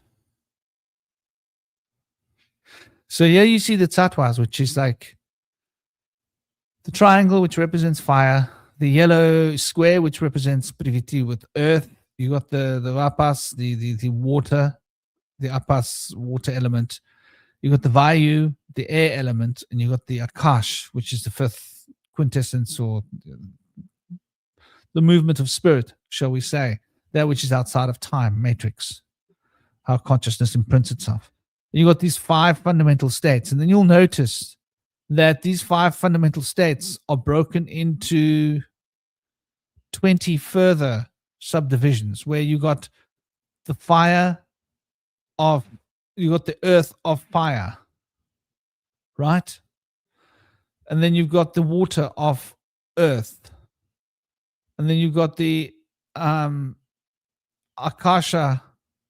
I'm sorry, you've got the air of water, and then you've got the akasha of air, and then you've got the fire of akasha. And if you look line by line, you'll have a different representation, right? So when you're using the fundamental 5 states, it breaks you down to 5 times 5, 25 tattvas. When you're using the 3 elements, it brings you to the 3 elements of 9. So here we see the 25, and this will be relevant for the Venus square, by the way. Like if you look at the Venus square, let me try and see if I can find the Venus square. Just so you can get a little idea of what I mean. The Venus magic square. And it won't just be relevant for the Venus magic square. I want to be clear. It will be relevant for the Mars magic square in one way and relevant for the Venus magic square in another. So here we see the Venus magic square. And what do we see in the heart of the Venus magic square is the 25. Those 25 tattvas become the heart of the Venus square. When we look at the Mars square, right? What did they do with my Mars squares? How dare they think they can get away with taking his Mars square away? These damn people, they should have known better. So he's going to retrieve that Mars square from those those naughty Mars square thieves. When we look at the Mars square thieves, having returned to us the Mars square, we see that the 13 sits in the center, right? We're going to look at that number again just now. But what we've got is the 5 by the 5. So we've got these 5 relationships between the 5 by 5, 25 blocks. So these 25 blocks represent the elements of the tattva. And they are the root, the core, the heart, root experience of the square of Venus. So Mars and Venus shares this very powerful relationship where you've got this really intense connection between Mars and Venus, almost as if, like, you could say that Mars is embedded within Venus. Because the 25 blocks that are the essence of Mars are what become the core of Venus. So that sort of brings us full circle to looking at where are my tatwas? Did they take my tatwas away? No, they didn't. We see the 5 tatwas here. So we're talking about elemental overlay, right? One of these elements is predominant and the others are subtle. So when you're looking at fire, you've got all the other elements, right? But depending on what nature of fire you're looking at, there will be other elements that will be playing an important role. The other elements would still be there, but they would be completely unmanifest. So, for example, when we're looking at Priviti of fire, earth of fire, it means there's a subtle interplay of earth energies moving in the greater field of fire. Or here there's a subtle interplay of water moving in the greater sphere of earth. A subtle interplay of air in the greater sphere of water. And so forth and so forth and so forth. I hope you guys were able to see my mouse. But what we're talking about there is essentially these relationships. And so I'm pointing out these same idea of these relationships, but here with the enneagram. And the perfect mathematics of how it all works out is incredible. Because when you take the fire element, like, you go with 1 is fire, 4 is fire, 7 is fire, right? 5 is water, 8 is water, 2 is water. 5 is Mercury, mercantile. 2 is the moon, water, moon. 8 is Saturn, but Saturn is essentially got a powerful watery underlay.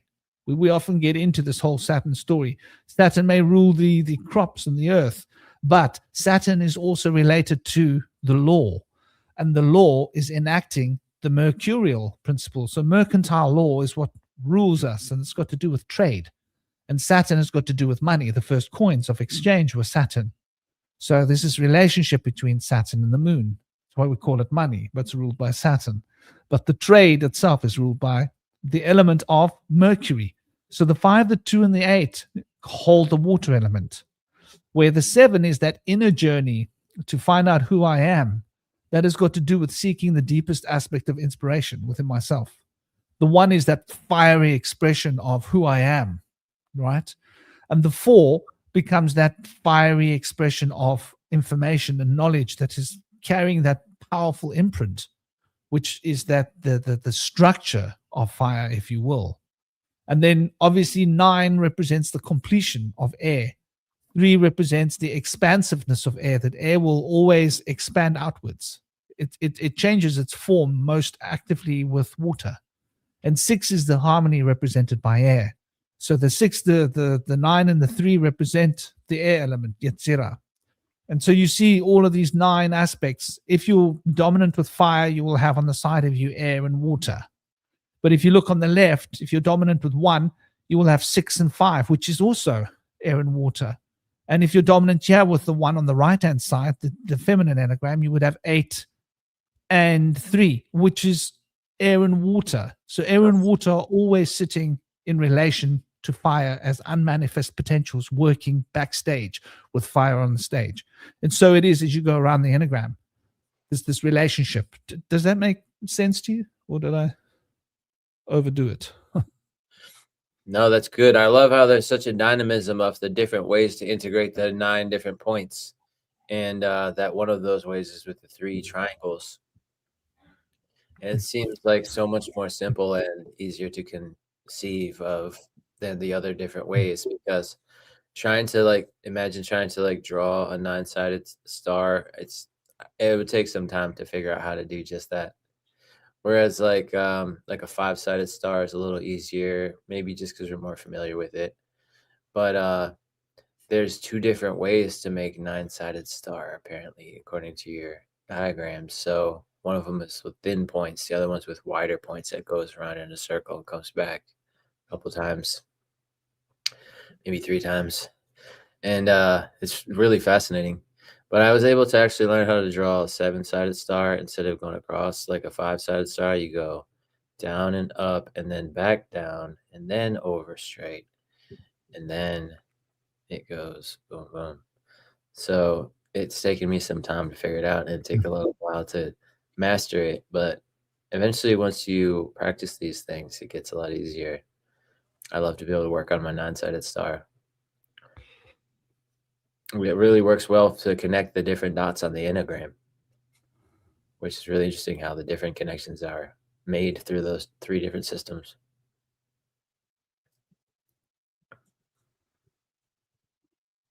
I like you guys talking about putting the fun back into the funeral. The problem when you go to a funeral and you try and put the fun back into the funeral is the family always gets offended. Have you guys noticed that? Yeah. You know, We have a right to our mourning and our sadness. You do not dare interfere with our sadness. You know, it's our duty. yeah, then some people get really hurt on that stuff, and they show their grumpy side. I was walking through a cemetery one time, and we were playing some like loud, like really fun music because my partner at the time had just lost her parents, and I was trying to help her, by lifting her spirits and have a little fun, go and see some nature. It's like so therapeutic to like just be out there in the natural world, looking at the butterflies and the birds and the sun and the rainbows and whatever have you. And this one lady was out there by this grave, and she was like, "How dare you? Don't you know this is a place that you have to have more respect? How could you do this? I'm trying to like be out here grieving for my lost one, and you're just partying, and you think this is a joke." And I was thinking to myself, like, well, different people have different ways of dealing with things. You're ready to cry, you're ready to experience your sadness and your grief. Most people start off in the stage of denial. And even then, like once you're starting to get over your grief, you want to start to bring in more joy into your life and remember the good times. So there's like different phases and there's different ways. And I think it's better when we can respect the fact that people have different ways. Don't try to make them come into your way of doing things. Allow them to be, but it's usually the ones that are like more sad and grumpy and grieving and distraught that are going to try to hark down on others, which is maybe their way of projecting some of that hurt that they have onto other people. Like, this is your fault that all this happened. Like, it's easier for me to say that than to say, oh, maybe something I did had something to do with all this. I could be to blame, which is something a lot of people do. It's like, it's all my fault. If only I had done this, they would not have ended up in that such a bad situation or have passed on. A lot of people do that kind of thing. So maybe it helps them to try to blame these other people for feeling good or having fun by pointing their fingers at somebody else and looking at it a different way. And so if we could understand that as the people that are bringing the fun to the funeral and realize like, yeah, blame me because you weren't the one that did this. They happened of their own fault, it happened of their own consequence. And so if you need to blame me to feel less guilty about what you're going through, I love you and I respect you and I understand. And you might not have to see it that way. Maybe it's better for you to not know that. But this is how I see things now, and I can understand that this might be good. That you're gonna hark down on me right now and try to give me a hard time for having fun over here, where we're trying to celebrate life. This is a celebration of life. We're trying to say that, listen, what were the good stories you can tell about your experience with this person before they passed? Tell me about the good times. Tell me about what the impact that they had on your life was. Maybe a lesson in life that you learned from them, some insights or guidance that they provided to you from their own life experience that was so insightful. You offered that to other people and were able to help them and guide them as well. Those things are important too. But, I think there's a lot of like emotions run high in these kind of situations. There can be a lot of conflict involved. But people that are mediators will know that there's like ways to go about this in which you can kind of flip the script. Whereas getting defensive and thinking like, hey, don't give me a hard time for having fun.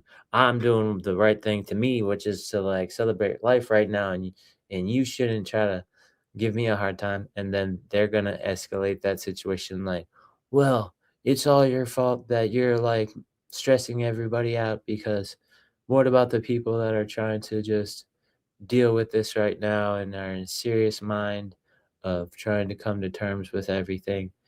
And, when you play into people's attack with defensiveness, it just makes matters worse a lot of times. And sometimes you can counter that by like encouraging them to give you a hard time. And I know that somebody told me about this that's very wise, through I watched a lecture that they had. They didn't particularly tell me, but they were telling the world, and I took it to heart, where it was one of the three amigos, Bruce Lipton, was saying, when somebody attacks you like, you're such an idiot, you're so dumb. It's like, yeah, I am that. Yep, I'm stupid. I'm very dumb, and I make dumb mistakes. And you're spot on about that. Yep, I'm a jerk. Oh yeah. And people don't know what to do when you act like that. They're trying to make you get defensive and try to prove that you're not. No, I'm not that way. I swear. And then that's how they get you, because they made you lose your cool and they made you start to question things. And then that conversation could keep going down and down and down. Whereas when you maintain your composure and you say, oh yeah, yep, you're right. I'm a jerk. Yeah. Uh, you could say, I always been this way. That's just how I am. Or you could say, it's a shame I am this way, but that's how they raised me, or it's who I choose to become, or whatever. And when you say things with a smile in a conflict situation, or you maintain a calm demeanor, it doesn't escalate. It doesn't go any further. It stops it in its tracks. That's a powerful medicine right there.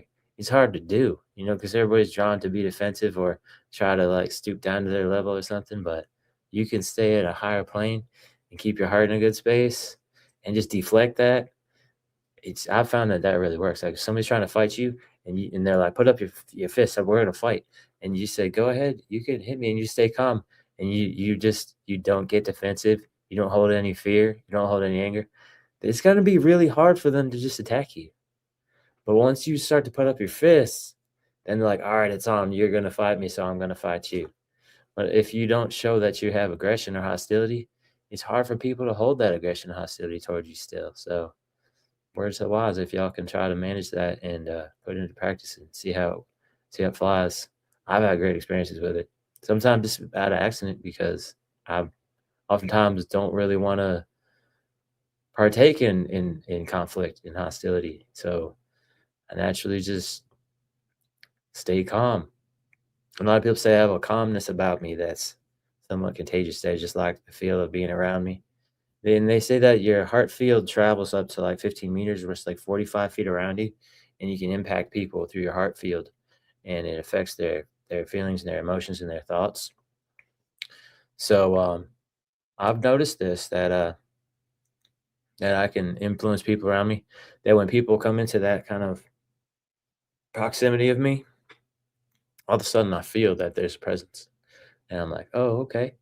And then I feel like when you have a power of calmness, you have like a higher power of being able to influence them than they do over you, because they might be on a lower vibration trying to pull you down, but you're on a higher vibration. You have more potential energy at a higher place.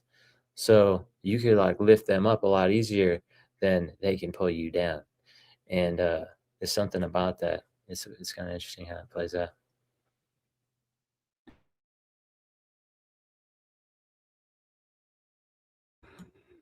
Are you in sandwich land, Cosmic?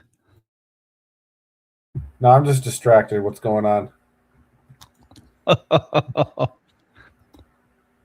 was just checking because I know you. When you get into sandwich land, you go hard. I was there earlier.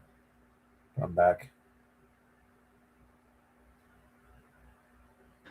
You know, one of the things that I think we were sort of breaking onto here is the relationship with these three principles as fundamental elemental states, and how if you have a principle of fire, you must have water within the fire and air within the fire. And a fundamental water must have fire and air. In other words, just because you're seeing one thing doesn't mean it doesn't hold unmanifest aspects of the most fundamental state of the other elements within it. What do you think of that as a concept? Does that fit into your Zerfax system as well? I think so. I think so. There's definitely a lot of like in Zarfaxology, there's a lot of aspects of Zerfaxes having aspects of other Zerfaxes. Because the thing is, like, you can take these symbols and make combinations of different sort of concepts. So like if you take one of the 23 Zerfaxes, you can pair it with one of the other 23 Zerfaxes and make a new type of Zerfax. So in a lot of way, and there's also the idea of like the 8 color frequencies that they talk about. And within each one of those 8 color frequencies, use the other 8, essentially making 64. So yeah, I'd say this is compatible. And it relates to what you were saying as well, Indy, where you were talking about, like, hypothetically, let's say if someone's coming up to you with fire. Like, let's look at something as fundamental. Why does water put out fire? Okay, I mean, the obvious response is, well, water stops fire from breathing. But why does water stop fire from breathing? It's got to do with its fundamental nature of what it represents in its fundamental state. And so what you were saying is if someone's coming at you with fire, you can like respond with fire, right? Or you can respond with water, right? If they come at you with fire and you respond with water, their fire is just gone, right? Which is what you were saying, like somebody getting aggressive and wanting to fight, and you're either going to be fire and fight, or you're just going to be no. Let's put water on the fire. But Sometimes that's yeah. Sometimes fire can destroy water. Like it'll turn it into steam, and it'll just rise up and disappear. Or like when you put wet logs on the fire, it'll make steam come out of them and shoot out the end, make the water go away. Yeah, I mean that's if there's not enough water. There needs to be a lot of water to put out the fire. Like depends on how hot the fire is. You're right, but it's like thinking about these fundamental elemental natures. I think that this is why this works. Why we're able to negate elements with other elements, right? Why is it that fire feeds air? I mean, air feeds fire. Sorry. Why is it that air feeds fire the way it does? Because within fire, there's a fundamental hunger for air. And within fire, there's a fundamental rejection of water. I think you're onto something. I feel like the impact of water on air is what stops it, because the water is blocking the oxygen in the air from getting to the fire potentially, right? And then the wind brings the oxygen that the fire feeds upon to rage up. And so interestingly, like in an environment without oxygen, you can't have fire. But like in space, fire operates differently outside of gravity. And like you have zero gravity fire that moves in different ways. So air has like a really interesting impact on that, and the involvement between water and air, water and fire. Interesting. And now if we apply that to love, power, and wisdom, so what you would then say, right, is that power is fire. So power is hungry for wisdom, but rejects love. No, sorry. Power rejects wisdom, but is hungry for love. Sorry. Got it backwards. So, No, sorry, have I got this right? Yes. Um, um, Power rejects wisdom and is hungry for love. What does that mean? That when you're in an active state, like let's say you're fiery and you're all fired up and you're all angry, the front of your brain shuts down, right? So you're not going to listen to common sense, are you, when you're angry? You're not so likely to be thinking logically and going, oh, that doesn't make logical sense, because that's not how anger works. But your passion can directly intervene. So, for example, if you're really angry and your little, like, your child or your girlfriend or someone comes and puts a gentle arm on your shoulder, hand on your shoulder, right? Then that'll diffuse all of your anger, all of your fire instantly, where no amount of logic would have necessarily done that. Because in a fiery, angry, passionate, extremely passionate state of action, I got to do something, you're angry, anger wants to do, then, because anger is the expression of action, passion moving towards direct expression, where the emotional connection would be strong. And we can sort of work that through the system. We could say then that wisdom rejects power. Isn't that interesting? So wisdom, as the aspect of water, rejects power, because power involves doing something, but wisdom wants to reflect. Wisdom wants to contemplate. Wisdom wants to be patient. And what is action? Action wants to just do. Action doesn't want to be patient. Action wants to get the job done. Fire, I want to burn right now. I want to burn it or burn through this thing. Where water is like, no. Let's contemplate. Let's consider. Let's reflect upon the situation, which is nullifying fire, which is nullifying power wants to act. However, the water does have a relationship with air that's positive. So that's quite an interesting concept if we look at this in this way, with the love and the power and the wisdom relationships. I think they do relate quite well there. Yeah. When we look at it. What do you think about those subtle relationships between love, power, and wisdom?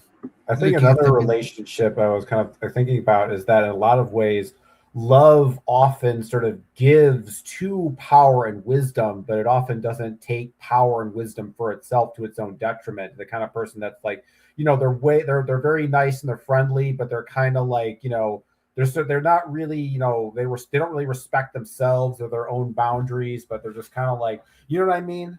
So I think there's also that dynamic too, like with that love in a kind of way in its relationship with power and wisdom. But like in some ways it kind of embraces the power, so it has the action and it embraces the love. But in a way it like neglects itself. If love forgets to love itself and it just kind of loves everything around it.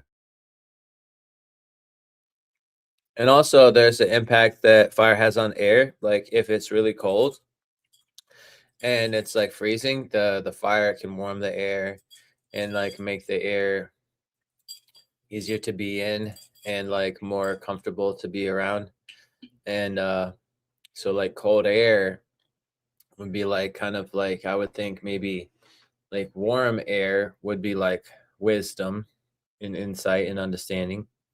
Hot air would be like kind of strict thinking, and then cold air would be like kind of like detached thoughts that are like kind of withdrawn, not taking in wisdom or insight, but like more like self-centered thinking, stuff like that. So when you can put a little warmth into that air, it can make your thinking change from being like stiff and withdrawn to like being connective and like integrating and stuff, and help people come together.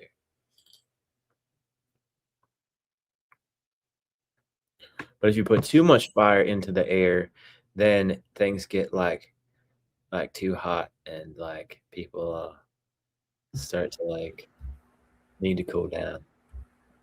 Yeah, like I said in the comments, it's like love basically it cools you when you're hot and warms you when you're cold, and hate cools you when you're cold and warms you when you're already hot.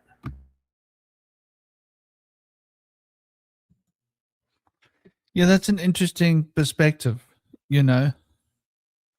And I don't know if I made a mistake earlier when I was looking at the elemental attributions with love, power, and wisdom. I got confused, and I think I switched them over. I might have switched them over again. But it is really an interesting concept if we think. I mean, I think wisdom definitely, the idea of reflection is related to wisdom, is related to the principle of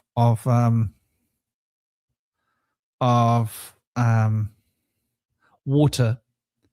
And love and power, those are interesting dynamics if we think about it, right? Because I would want to correlate love to the element of air. And the reason I would want to correlate love to the element of air is because the element of air is what stands between things. So air is what connects one thing to another. And fire is essentially what uses things up, right? What releases an incredible amount of energy, action, heat, light. So, I suppose there's different ways of looking at it. But when I'm looking at it, I'm thinking like power could be fire, right? But fire could also be seen as love. So I think it's like really interesting when you look there must be different ways of looking at these three aspects in different phases of being, which sort of makes it seemingly complex, but it brings us back to this idea that there are three fundamental triangles and they relate to three fundamental states. And each state carries within it sort of the reflected potential of the other one, right? Where if you look at, like, for example, 5, 2, and 8 within water, 2 probably represents water in its most complete form, right? 6 probably represents air in its most complete form. And you would think that 1 represents fire in its most complete form, because 1 is all about expression, self-expression. So you're always going to have the other 2 elements, even within that elemental structure of a triangle, even outside of the context of the other 2 triangles, if you're looking at it from the perspective of the enneagram. And so I just thought, like, that's a really... have you mapped out the elemental potentials with your Zerfax, the crossover, the expressive, and the... how can I put this into terms that make most sense? That which is held in the secret place, and that which is expressed out in the living place, cosmic. Mm-hmm. I don't know if I've really gone into like those kind of elemental stuff specifically. It's kind of allocated in a sort of different way, because it's like not like specifically like fire, air, water, earth. There's definitely parallels to the elements, because it is a base 4 system. So you can kind of plug those elements into it. But I don't know. I think the thing about Zarfaxology is it's really like, it doesn't, I guess it's like the emotional moral thing is not really the foundation of it. That sort of like comes kind of like later on. But in a lot of ways, it's just simply about just like taking like these sort of like different bubble experiences. Now, there are different qualitative types of Zerfaxes that one can experience, which you could maybe allocate to be having the certain qualities of air, fire, water, etc. as sort of like different levels essentially of consciousness.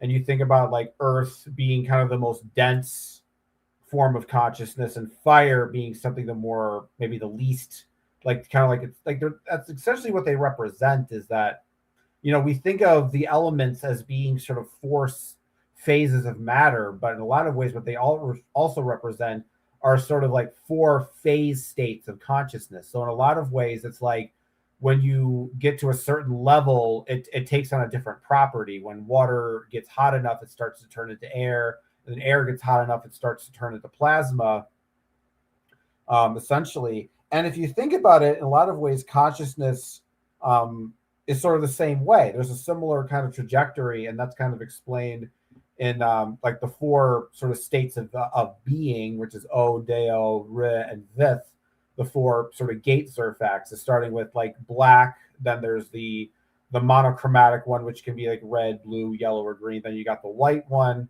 and then you have sort of the multicolored one. Each, you can think of the black one as basically representing earth, and you can think of the monochromatic one as representing water. They have the white one representing air, and the sort of the multicolor one representing sort of like fire.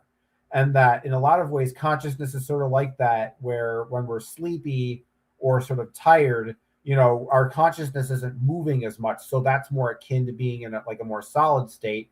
Whereas if you're more like in a dreaming state, that's more fluid. And if you're like more alert, then you're and like sort of normal, that's like air. And then if you're maybe on a psychedelic and you're really hyper alert, and you're really like conscious, then that's more akin to fire.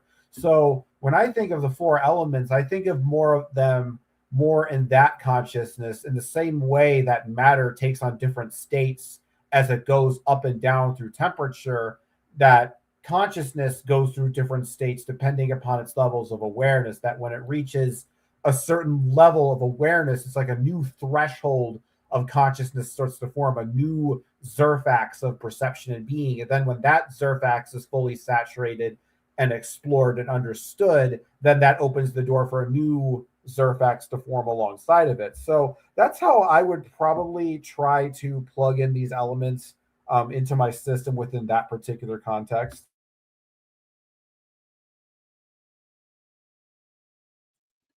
Any Yeah. thoughts, dear brother Andy? Chaya is saying that what about wildfire, where the wind comes in and makes a little fire into a big one, and air expands fire and makes it grow. But also she suggested that there's like an influx between like the winds and the storm. So if there's like a storm where there's lightning, it will make the storm like expand and move across the land and cover more spaces and affect It's kind more. of like the flow of ideas, if you think about it. So let's say you have fire, a small fire representing some kind of like idea or belief system, but maybe it's not very convincing on its own. And then the wind that moves the fire is like the kind of the compelling argument that gets everybody to go along with the idea, and then it spreads like a wildfire. Yeah, I love that. And it's like compelling because they've used imagination to like expand upon the insights and then make it more applicable, and like just reach further in the thinking of the initial idea to gain with their imagination a way to spin it that's going to make it go further and move and grab people's minds. You know, the idea that love can empower fire makes sense. Love can move us to action. So if love represents the element of air, then baby trapped underneath a car, mother embodying the action, the fire, to change that situation. And she needs the power to move that car. The love for that child will give her the power to pick up that car and move it out of the way. And we actually see this happening, don't we? You know, tiny little 5'4" woman picking up a car to get her baby. You know, like, this really happens. This isn't make believe, ladies and gentlemen. This is a real thing. You know? That happened to me yesterday. I locked my keys in my car and I got this tree branch, and I had like such passion in me because I was like, dang it, I'm late. I'm supposed to go see my buddy Rob Murdoch busking jazz over on Haywood Street in the city right now. And I took a little bit too much time at the barbecue, socializing and mingling with people. And I really need to go now. Luckily, on the way to the car, I found like $20 on the road. I was like, sweet, I got gas money for my trip. This is a good sign. Then I got to my car and the keys were locked in it, but I had the window cracked, so I got a stick and I was trying to reach the lock button from the back window, and the stick was curved the wrong way. And I was like, oh, I don't want to have to go look for my sticks. I'm just gonna make this happen. I'm just gonna use my fury and just make this work. And I poured my fury into catharsis, and I just really worked. It was very hard to have the dexterity to move this stick, and it was just so hard for me. I had to bring in like adrenaline to like make myself be able to do like inhuman, like superhuman movements. And eventually I forced my hand into the little tiny crack in the window because the window can bend, and I was able to like move the stick, and I finally got it to unlock the lock button. When I finally got into the car, I was like, oh my God, I think I gave myself like carpal tunnel, because like I hurt one of my tendons on my wrist by doing it, but I gave it some love and it was able to heal, and I breathed some good energy into it. But sometimes you can have superhuman strength to do things that are impossible by using your passion to like give yourself that like animism to be able to like reach above your limitations and transcend them. But then you have to be careful, like you might hurt yourself doing that sometimes. But it seems like when these women do that, like they don't hurt themselves by like throwing a car, flipping it over. They're all good. Somehow their bone structures and their tendons don't suffer the damages. Like those people that use steroids, they're like, oh yeah, I'm doing steroids, look how cool I look. But it's like, man, if you build muscle too fast, your tendons break down and your bones break. You can break your own bones because they're not built with the strength that your muscles are becoming strong enough to do. And your bones aren't growing with your body. Like if you're trying to take a shortcut to get bigger muscles, you gotta be careful with your tendons and your bones. You mess yourself up that way, you know? Yeah, that's good advice for people that are doing like bodybuilding. But yeah, like whenever there's like an emotional love need, we're almost infinite in our potential. Like there've been times when, like for me, it's been with my ex-wife, or like if somebody puts your person you love in danger, you're incredibly strong. Like you are incredibly strong.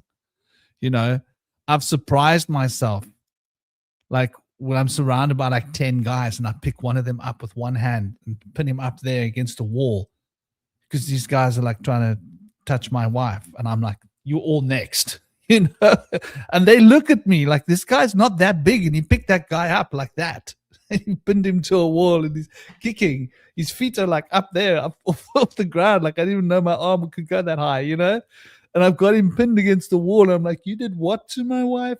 Seriously, dude, like, do you understand? Like, I'm getting angry. Like, you guys are all, you better all run while you can run, because now I'm angry.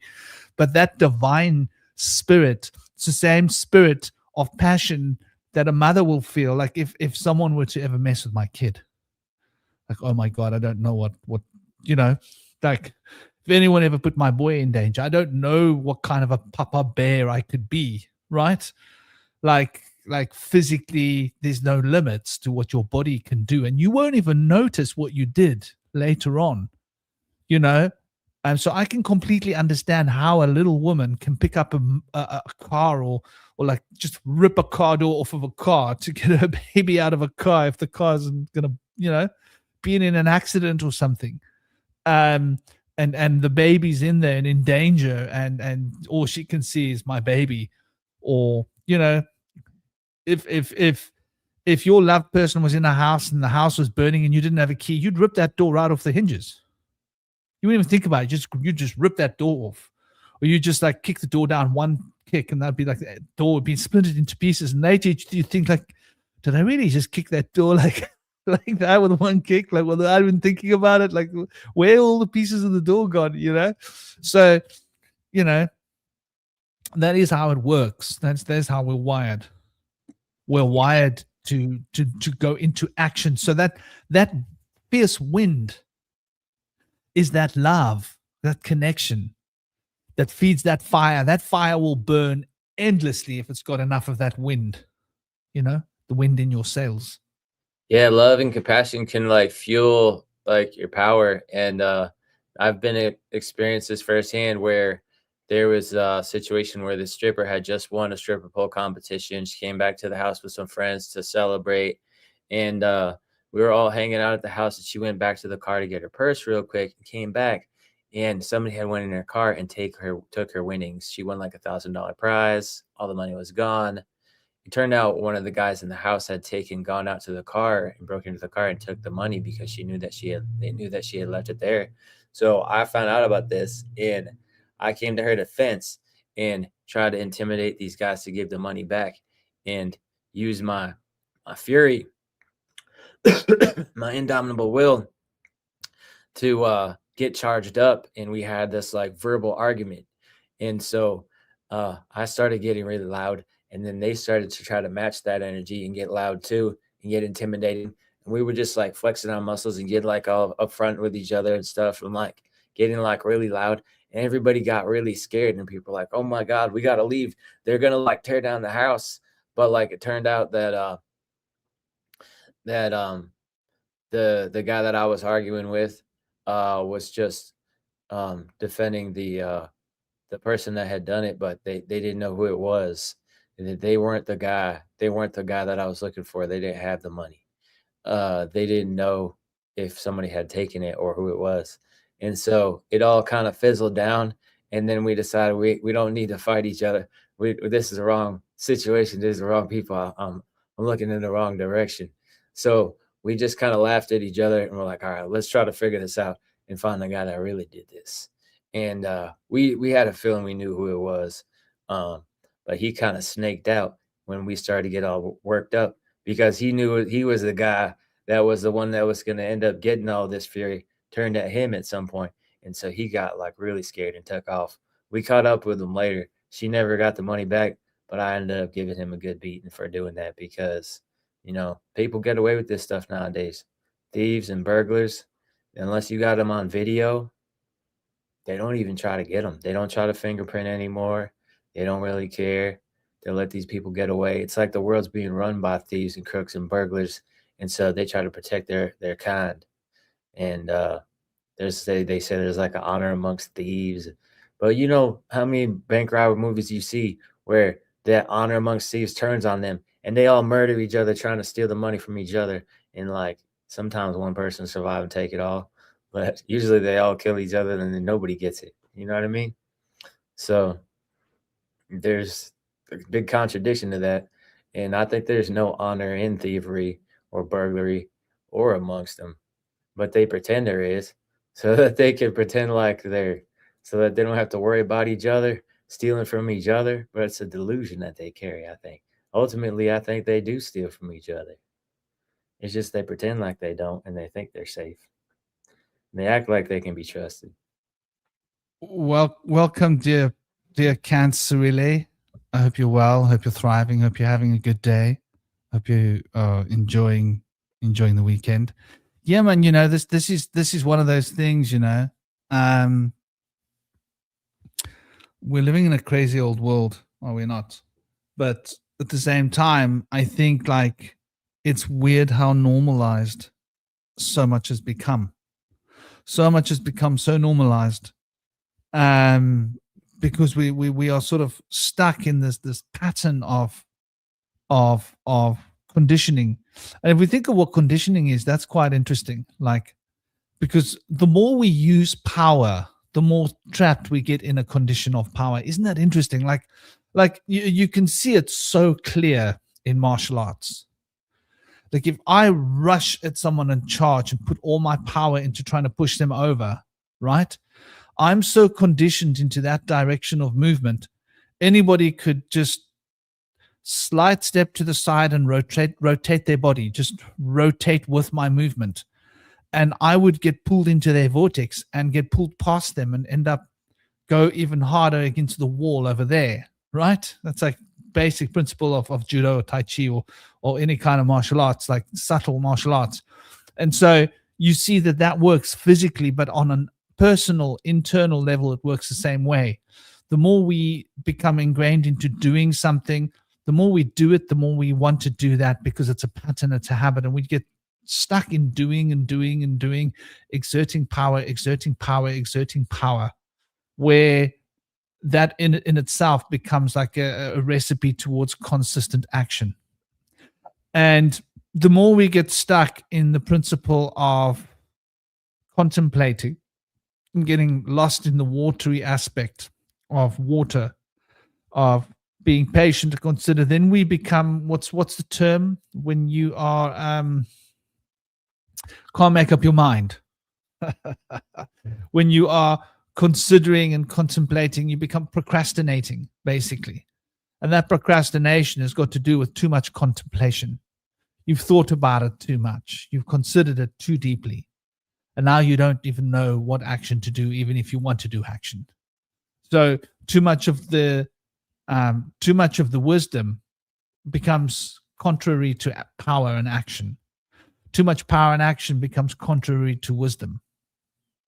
And so that's quite an interesting, I suppose love then represents the union of power and wisdom.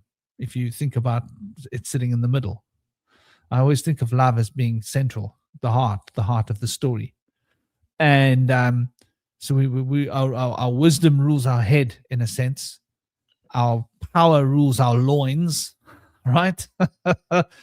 And the love rules what's between our hearts, and the air that moves through our lungs that feeds our heart feeds that fire, brings that fire, which is connecting our loins to our hearts, which is our kundalini energy. So it's quite interesting when we start to look at how the mechanical infrastructure of our bodies energetically works, and start putting it into context of like situations and traits that we develop. And maybe it's also time to look at the three fundamental paths that one can follow. What were you going to say, dear brother Indy? I think like a fancy word for indecisiveness might be like ambivalent or irresolute. But yeah, sometimes we get ourselves into that place where we're considering too many options and we're like overanalyzing the situation, and we're not coming to like a clear understanding of like what the direct best answer is going to be. We're thinking about so many different things. It's hard to get to stand away from sitting on the fence on it and like being like, I could see the value on either side of these decisions. I don't know which one to do, But ambivalence would be a good word maybe for that. Yeah, I think there is a lot to be said about that. I think that is a powerful thing to contemplate. And I also get the sense that, when we're looking at these three paths as a path that one can walk, we should probably consider the path of power as like religion, or what we call karma yoga. And that's the path of action. Or the path of wisdom, which is study and contemplation, right? Or the path of air. So, sorry, the path of air is the path is the path of true love. That's devotion. I would call that bhakti, right? The Raja Yoga, you would say, is a form of bhakti, the supreme bhakti. And it has very powerful relations with the breath and the breathing. And so, the mantra yoga is more related to the watery element, the way that sound resonates with water, that powerful change your thought patterns using the water element. So there are interesting different perspectives and ways to move. So the path of bhakti and devotion, which is love, or the path of going out into the world and being an evangelist, right? Or being an activist, right? As an expression of, or maybe not activist isn't the right word, being a, altruist, one that tries to do altruist things. Go out, be a good doer, doer, good doer, you know? Trying to go and do good things to help people. Go and feed the hungry, right? Go and help dress the poor. Go and do action that relates to agency, to help those that don't have agency to gain agency through action and agency for the sake of power as expression. Or those that are with the occult, studying their books and learning these hermetics, for example, and mapping out like what we often do on the round table, gaining insights into the way things work, using the wisdom ray, or using the ray of love to go into a pure state of reverie based upon the expression of compassion, for example, pure mysticism, pure bhakti. So there's an interesting idea. Both the practice of love is quite an abstract practice, yeah, as is the practice of wisdom, where the practice of agency and power is quite an outward. It's all about what you do. And so if you look at a Christian church should have a mingling of the devotion, of the love, but also action. But a lot of the churches tend to be overbalanced one way or the other, right? Tend to be very action. Like you take an example for the action would be, what do you call those guys? The guys who come at your door and they won't leave you alone. And they use the name of Yahweh, the Jehovah Witnesses. They got to convert the whole world. That's their mission, right? They are using their agencies to make everybody, that's their goal. Everybody must be a Jehovah Witness. When they've done that, their job's done, right? And their job's never done. As opposed to, you know, the idea of a church that's relying heavily upon certain kinds of ritual purification towards experiencing a state of love. So yeah, like these three paths. What do you guys think about these three paths? You know, the path of action, the path of love, or the path of wisdom, as being paths towards gaining a sense of wholeness and becoming integrated human beings as a result of these practices and paths we walk. Yeah, it's hard for me to see air as a representative of love, but I like that we can kind of put them all paradoxically into like different roles and ascribe each of the different characteristics to each of the different elements. But to see air as love, you could maybe think air can fill a sail and move a boat, or it can fill a parachute and let someone fall safely, or it can actually push upon a spoiler on a vehicle and keep it from lifting up and losing control. So air can really help keep things grounded and stable, or it can help lift things and make things more exciting and more able to move along in like into better places. And to it can fill up like a parachute, which will like kind of air will help things become safer. The love will help things become more protected and can come to their rescue or whatever, like we were talking earlier. But I'm controlled by Libra moon in Vedic astrology, which is associated with the Swati nakshatra, which is ruled by Ketu and Vayu, and they represent air and ether. So like those particular god representations of a thing drive somebody towards having a hard time with devotion. Typically, particularly air makes people like want to like lift up and like move around a lot and not be like able to stay with one person for a long time. So in my life, I've kind of suffered from that a lot, which after a while of like instability from the air element, it makes you be more grateful for stability and driven towards it. So luckily, like I've had so much instability that I'm like finally ready to like settle down, and I'm like over all the blowing of winds, like in all the different directions or whatever.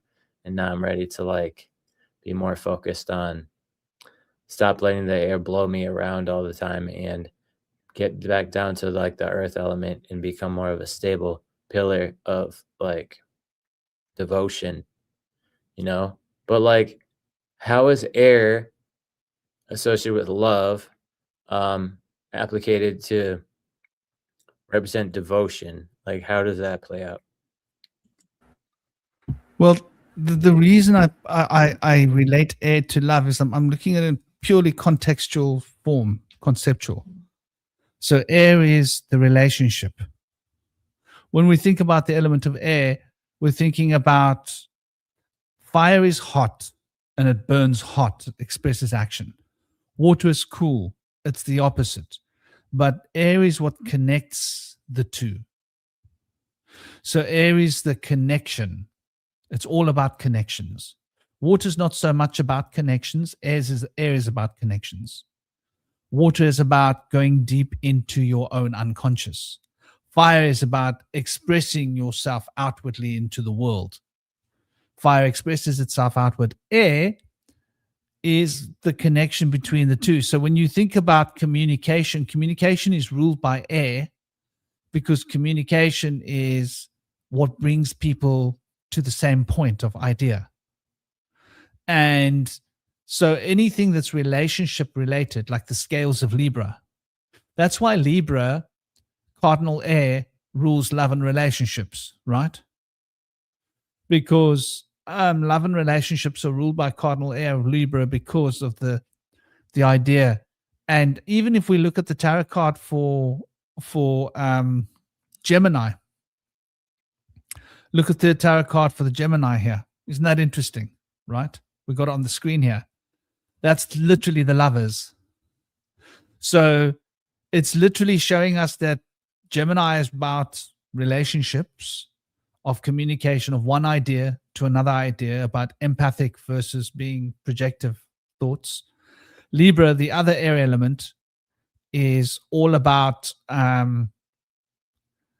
relating the one to the other and the relationship between the one human being and the other, very often the male and the female in your chart, for example. Aquarius is all about relating myself to the group mind, relating myself to the people. So Aquarius is how I feel in relation to the people around me. So you'll notice that the air elements always relate to people and between people and how I relate to one person or how I relate to other people, or in Gemini, that agency of relation that I have with people, which fundamentally might come across as communication. So on that basis, I relate love to the connection between people. And so, as weird as it sounds, I relate communication then to being relating to love, because the reason why we communicate is because we want to get to know each other, right? And the reason why people want to get to know each other and to communicate with each other is because we want to experience fundamentally within each other that love, which is the fundamental unifying factor between two people. So what is it that causes relationship between two things? Is that we want to come to a point of me recognizing within you an aspect of me and you recognizing within me an aspect of you. And so the communication is for you to realize that my thoughts are as an expression of me are relating to an aspect of you as yours to mine. And so that whole double relationship thing, which is the element of air, which permeates, which is the other thing. What connects me to you is the air that I'm breathing and the air that you're breathing. So, and the air that we're breathing is what drives the heart, even though the heart drives warmth. But the heart drives the warmth of fluid. You see, look at the fire and the water. So the heart has a fiery element driving the water around the body to keep the water warm, but the air is the key to that fire. So in that way, like when looking at it in terms of contextual expressions of that elemental state, it seems that like the nature of air seems love related, which is why we always relate the air element to the heart chakra or the air element to Tiferet. For example, Kabbalistically, they would relate Tiferet to being the center of Christ consciousness, which is the fundamental connection between all people. And the divine child in the heart is that embodiment of that love. So I see, for example, this is here. If we look at the embodiment of that divine child principle, right? Then we're looking at the sun, aren't we? And then we're looking at how this, and we want to focus specifically on this child. And notice that the child is hands open, legs open, on top of this proverbial horse that represents power. The horse represents agency. And you can see the fire behind the horse representing the agency. But the child is what's directing that horse, that power, in the same way that air directs the agency of power. So air is the hidden hand behind fire. So love is the hidden hand behind passion. I hope that makes sense. I love that. Absolutely. And Chai in the comments just mentioned that devotion is achieved through surrender. And so if you're trying to stay anchored in your ways of like doing things your way all the time, and then you find that devotion, then you're willing to like uproot that anchor and then like get blown with the wind and go in the way that it takes you, instead of like trying to hold it back and not be willing to move with it. So I think that's a way in which the air can be represented as a surrender of devotion. You know, the way I see it when I look at this idea, like I see love, power, and wisdom as potential modalities that each of the four elements can express. So in the same way that as human beings, we have the sort of the free will to choose between good and evil, I'm thinking of this in kind of like the elemental sense of like gnomes, sylphs, undines, etc. That these are the love, power, and wisdom are sort of the basic modalities that these elemental spirits have the sort of capacity to, express and sort of choose that. So in a lot of ways, love, power, and wisdom, there's sort of a variant for each one of the four elements. Because when I think about evil, for example, I never think of evil as having like a specific type. Like I don't think of it as being its own kind of ontological element. Evil always seems to be an inversion of something that already is. So it's like you take something, like you take a fire, you make an evil version of that. There's like an evil version of water, and there's an evil version of air and earth. And likewise, there's a good version of each one of those. But evil in a lot of ways is just kind of a like inversion of love. So in many ways, it's kind of like an opposite of that. So I see love being more kind of as a universally applied thing throughout all four of the elements. I think that makes sense. But each one of the elements has a different way in which it expresses that love to the other three elements. And by having those potentialities of wisdom and power within it, then those elements have the sort of the mind and the knowledge to be able to connect to the other elements by having some of those aspects within themselves. Yeah, and evil, when you turn it backwards, becomes live or live. And there was actually a group of drum and bass producers that came together out of Atlanta called Evil Intent. And they call themselves Evil, EVOL, which is love backwards. So it is an inversion of love. That's really interesting that you mentioned that. And I like to tell people that basically evil, or the forces of darkness, only exist by escaping and running from the powers of light and love. Only can they exist in its absence. But when there is light and love, they dissolve into nothing because they don't have a source from which they come. Their source is escapism and hiding. So they can't hide forever. That's why they have the seeds of their own destruction. I think of it like this. Like, imagine you have a race of red aliens and blue aliens, and then one alien, in case it comes and says, hey, those blue aliens are coming to get you, and they're evil. And then the other aliens like, oh, the red aliens. But the aliens that are trying to tell them that the other aliens are evil aren't blue or red. There's some completely different color trying to turn the two against each other.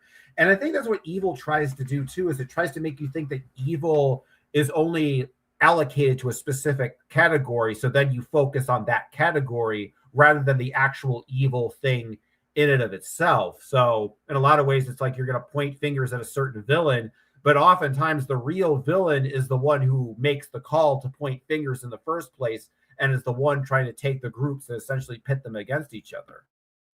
Yeah, I think they do that in politics a lot. Like the Democrats are the one responsible for the pretend climate change theory that they're just trying to make money from people's gullibility. There is no climate change. It's just the Democrats making up stories, try to rip you off. That's what they tell people to discourage them from realizing that there actually is a global warming crisis that's become a catastrophe. But then as far as the red side goes, I think a lot of people blame the Republicans for the war machine because they're usually invested in arms dealing where they get a lot of their finances from and stuff. And so they create the war machine so that they can boost their finances by like selling more weaponry and stuff. And so I think a lot of people associate the war machine with the Republicans and blame them for that. But they blame the Democrats for like too much welfare. It's like, you're depleting our finances because you're giving it away to these people that don't do anything to earn it. And it's all your fault. And there is an element where people do need help. And like, sometimes you do need to engage in a war or conflict to protect your people. And like, sometimes, you know, there really is a need to care about the environment. But of course, those things can be corrupted.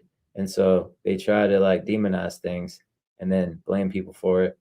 Whereas those are like actually valid needs and courses of action that we can take to help us in some ways as well.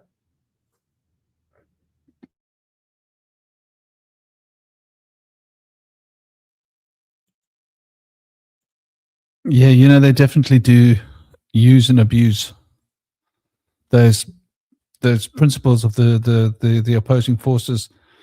Very much part of our manipulation structure that we're suffering under.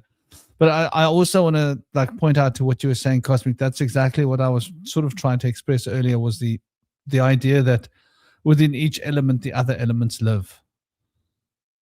And so when we stop to think about elements, well, what are these different elements, but just a different degree of the same thing? Right? So we can then like break down all of the elements into a base of one thing. And that one thing is essentially vibrating at this pitch, it's that thing. And the one thing vibrating at that pitch is that thing. And the one thing vibrating at this pitch is that thing. And so you've got three different characteristics, three different pitches, three different states based upon frequency and resonance and vibration. And then by combining those different vibrational fields with each other to produce harmonic effects, we can then create a whole lot of other things. I mean, the obvious 7 things. Although actually we're only really creating 4 more. So when you take these 3 most fundamental states, yeah, you then produce 4 harmonic reflections, which is quite interesting. So if you're using love, power, and wisdom as an example, let's say you got love, power, and wisdom. What harmonics can you make out of love, power, and wisdom? Well, you can make the harmonic of love, power. You can make the harmonic of love, wisdom. You can make the harmonic of wisdom, love. You can make the harmonic of wisdom, power. So those are the 4 harmonic potentials that were born out of love, wisdom, and power. And when you combine those 4 harmonics with the 3 states, you end up with 7 states, of which 4 is harmonics. And when I say harmonics, I mean like, combination of the 2 different vibrational states. And so I think those 4 elements that we're normally talking about are the harmonic combinations of those 3 fundamental principles.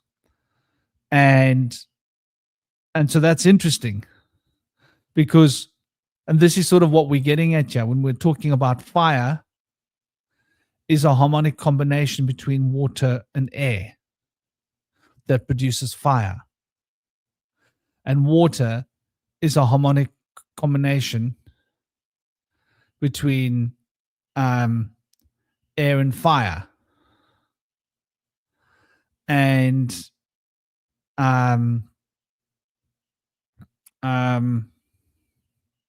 fire is a combination between air and water.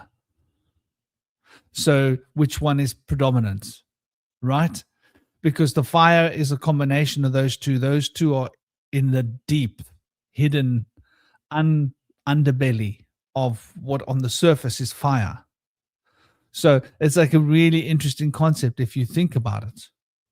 So if you're combining the fundamental principles of, say, love and wisdom, they will lead to action, right? If you want to put it into those terms. If you're combining love and wisdom, it will lead to power. And power will be expressed. Because you've got the love and the wisdom, and when the love is ruling the wisdom, it will move you to act in a particular way. So, it's just really interesting when you look at these harmonic effects of these 3 fundamental principles and how I think they became what we know as the 4 elements. And that's why when we look at like the chakras, we will see that the first 3 chakras are primordial states, right? The Sahasrara chakra, the Ajna chakra, the Visuddhi chakra. And then we get to the harmonics, the Anahata, the Manipura, the Svadhisthana, and the Muladhara.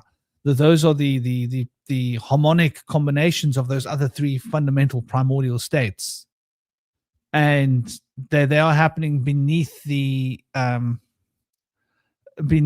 proverbial, what we call in the West, firmament, right? So it's quite interesting then what we're talking about when we're talking about the firmament. Like, well, what are these waters that separate, right? And what is being separated? If there's water separating, then what are the waters separating? Well, they must be separating air. Well, if the water's separating the air, then what the hell's the fire? If you see where I'm coming from. So it becomes quite an interesting like journey into looking at the way in which these harmonics sort of operate. And so, yeah, I mean, to me, it's when we're looking at these 3 fundamental states, I think we're looking at something far more subtle than what we think we're looking at, like what is love? And it's like a really good question you asked just now, Indy, like why I relate love to air, where love you could also see it could relate to fire,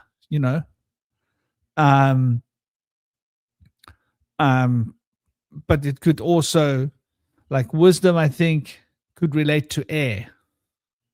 Wisdom, I don't see it relating to fire. Fire is too impulsive. So you could see air holding, but I think air is more about knowledge than wisdom. But what is wisdom is water, and the water is a residue of fire, because the action of fire makes us make choices, and we learn from those choices through the air element. And what's left behind alchemically is the proverbial water, right? As a result. In other words, the fire becomes smoke. The smoke has to rise, but at some point that has to condense. It needs to condensate and needs to come back down to its root, to its source, the earth. At which point what was released from the fire will come back to earth. And that coming back to earth, that water returning, we could see it as wisdom.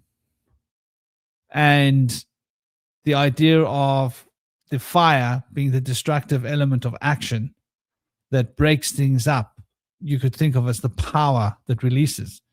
And love could be the relationship of the air cycle, of the air becoming the parents, in a sense, right? So that the water and the fire can do its thing to bring about the resolution. And I think like resolution is a very airy thing if we think about it, right? To resolve things, to solve, resolve. I think that concept of the cycle of air holds within it the most fundamental state that sort of regulates all energetic potential, because it has to go round and round and round and round, and there has to be a correlation. Hope that makes sense to you guys.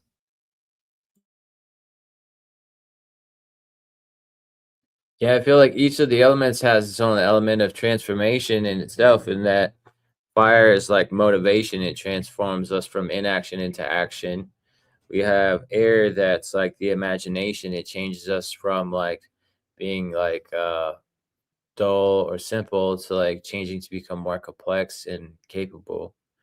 And then water is like healing, so it changes us from being kind of like dehydrated or like thirsty for something, and then it gives us like, it quenches our needs and it like heals us.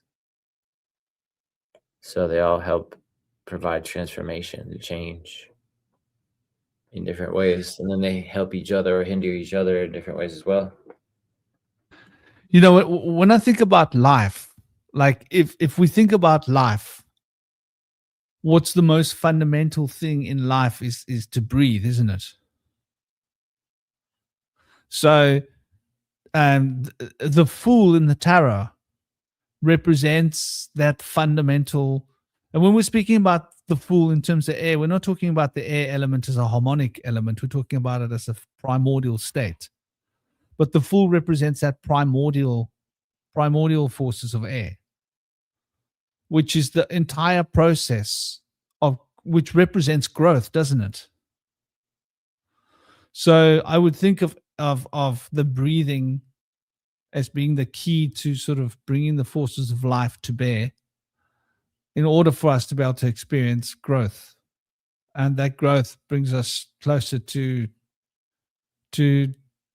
holding the agency and the potential to understand and gather wisdom in a state. It's interesting how like you'll often hear people talking about the fires of life. So we need to breathe air because air is like a dynamo. It drives the dynamos inside our bodies so that our bodies can keep the metabolism driving in order to generate fire. So air is the precursor towards generating inner fire, and inner fire is the precursor towards the movement of fluids around our body. Isn't that interesting? Yeah. And the movement of fluids around our body is what sustains the body as a result of the fire that generates the metabolism in order to move those fluids around the body. And this is all a result of that particular initial, the breath of life flowing through our bodies and our consciousness. So is the breath more than just air? If that makes sense. It's got to have within the air an element of fire and an element of water in order for it to touch both extremities within our system and become a carrier as a result of breathing. And I suppose the moment we stop breathing, that's when we stop living. Yeah. I mean, well, within minutes, a certain number of minutes without breathing is basically the end of life, which is like quite an interesting concept. how immediate we're tied to that element of air. And what is it that's in a mother? In a mother, what replaces the air element? In a mother, in a womb, what replaces the air element is the umbilical. Isn't that really interesting? As an idea, that we don't breathe until we're actually outside of the womb, which is probably why when we count our first moment of being born, why we don't count our lives as starting inside the womb, why we start our lives as starting when we exit the womb, is because that's when we take our first breath. And so I suppose the breath then becomes the calculation factor for understanding how long our lives will be.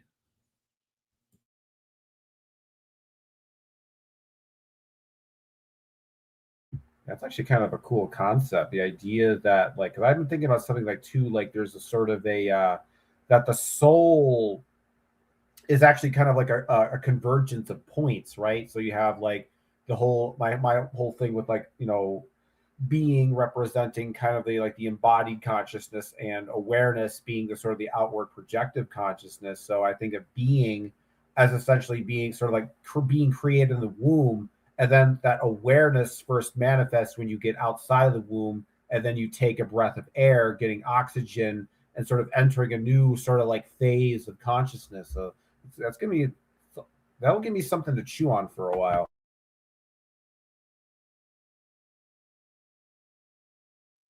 Yeah, and we have different elements of transformation between air, water, and fire that are all kind of insightful. We have like water will fill the container and take its shape. No matter what the container is, the water can take its shape and it can join that energy of that container and reflect it. Whereas air moves freely, it can change form effortlessly and is not restricted by a mold that's a certain form. And so it can transcend that mold and be able to reach above it all. Whereas fire can like burn down limitations and walls or fences and allow us to overcome those limitations that were imposed upon us. And it can disintegrate things to allow us to move past whatever kind of constrictions we were put in. So in those senses, like when there's like some kind of a container or like a cage that we're put in, they have different effects that they can take on. So like in that sense, kind of like you could say that water would be like Stockholm syndrome. Like if you put somebody in a pattern long enough, they'd fall into that pattern and it'll be kind of stuck in their ways in that pattern, whether it's toxic or what.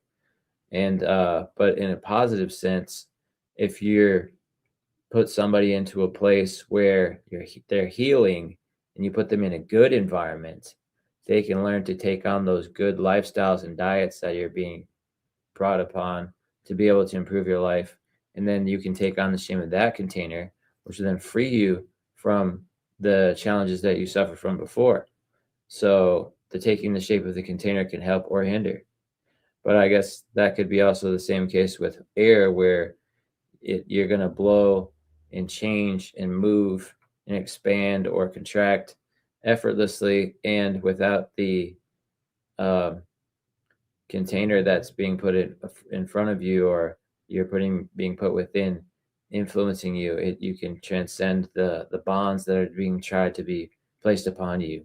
And then fire can take down limitations and help us overcome them, but it goes through a process in which you have to destroy them first. And the destruction can be detrimental and toxic or damaging, or that can be like a liberating thing, where like we have certain things that need to be disintegrated, that need to be taken away. Like in Scandinavia, they're really good at burning their trash. And so they have like no trash waste. It's all burnt up, and then they filter the smoke and they turn it all into small like residue from smoke that they capture in filters. and it's like takes up absolutely no space, and they reduce their all their waste into a very minimal aspect that's like almost nothing. Whereas most people have so much waste, it's contaminating the world. All the pollution, all the trash that gets thrown in, the microplastics get thrown into the ocean. They're finding that there's plastic and bottles and junk even at the bottom of the Mariana Trench, where people can't even go because the pressure's so high. But some of our waste and pollution has ended up there. So like fire can be used for helpful things, like disintegrating things into nothing, like human waste, things like that. So it can be used for good things and bad things too. When we have fire that takes down forests, it seems sad that there's these big forest fires, but some of the elements of the ecosystem thrive on being able to spring from after that fire.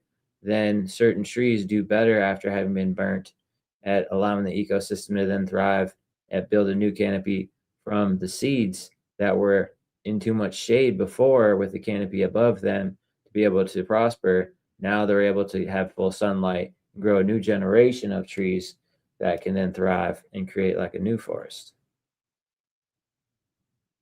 Particularly with pine trees, they basically kill all the undergrowth underneath them, and they shade their own saplings.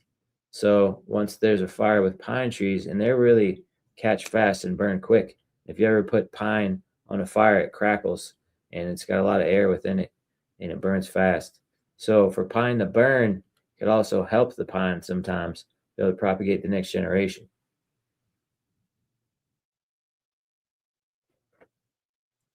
Interesting you mentioned Scandinavia.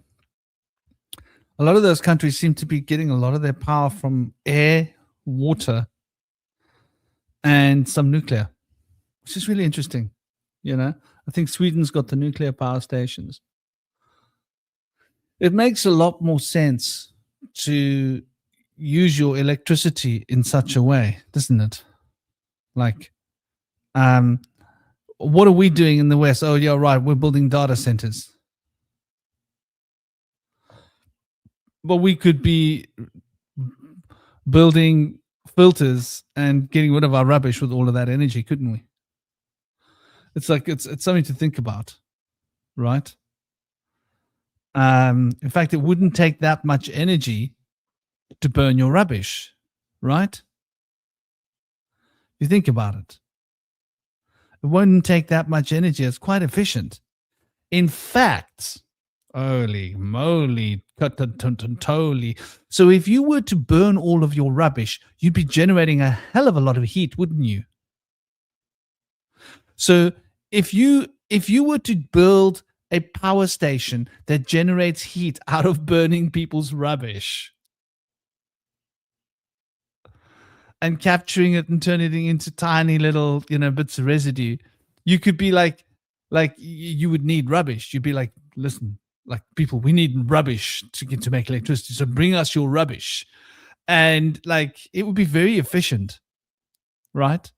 Because you'd be generating the heat out of that electricity, which you can then, obviously you can have that heat driving turbines, right? That'd be awesome. Like maybe they would like lock up all the trash cans and dumpsters so you can't get into them. Then people would have to go and pick up all the trash in the streets and sell it, and you can make money off it, and people would be getting paid to clean up the world. That trash should be valuable. Yeah, that'd be awesome. We need to start doing something like that. It's really quite a clever thought if you think about it. Like burning your, and so it's an interesting concept. I suppose you would also want to use solar power with that. So you would want to have huge solar lenses, like gigantic magnifying glasses. Imagine that are focusing beams into the burning furnace to add to the burning power of the heat, so that it doesn't matter what trash you're burning, it's going to burn easily because you're adding solar power to the fire. Like, oh, well, that thing doesn't burn so well. It doesn't burn that well until you add extra heat to it. You help it burn. The same as like if you're burning a fire and you're burning something that's not good in the fire, as long as you've got enough wood on the fire, that other thing will burn, right? Because the other wood will help that thing to burn. So it's like, it's a really interesting concept of like, you know, what are we doing wrong? You know, why are we not using wisdom to drive our agency, our power? Yeah, and like the thing is, it takes fuel to like start to burn the trash, and like the wetter it is, like the more fuel you need to use. But if you use sunlight as like maybe in like a magnifying glass or something kind of a situation where it's Mhm. concentrated sunlight, that's pure fire right there, and you don't need it to pay for that fuel. You only just need to pay to make these lenses, and once the lens is made, you just direct it in a certain way. It doesn't really take as much time and energy as creating fuels and constantly needing to get more fuel and have it stocked up. You just got your lens, you direct it a certain way. You got to make sure the clouds aren't blocking the sun. It's the only concern, really. But that's a genius way to do it. And that's what I figured out when Mike Reynolds created the Earth ships. He said all of the resources are brought to the Earth ship home from nature. You got rain that comes down that's purified and stored under the house. You got wind that comes in that can be used to run turbines. You got water that runs through the house that can be used to turn turbines and create electricity from the rain and from nearby like water bodies and stuff. And all that stuff's great, but the only thing that he needed to make it all work was he needed a way to purify the water when it's captured. And so the only thing that the person needed to leave the Earth ship for is to go get a filter for the water that they save and purify. But I figured that you could actually use um, glass and sunlight to purify the water and bring it to a point of boiling, and then have it gather and run down like a plane, and then go into somewhere else where it's fully purified water after it was heated up and boiled and then cooled. So I feel like you could use glass and sun to purify water, which would make it so that the airship is fully efficient without needing to go anywhere into some other place to have these filters that are made. You just have the filter that's made from glass and it operates from the sun, and it's like self orienting and like self applicating.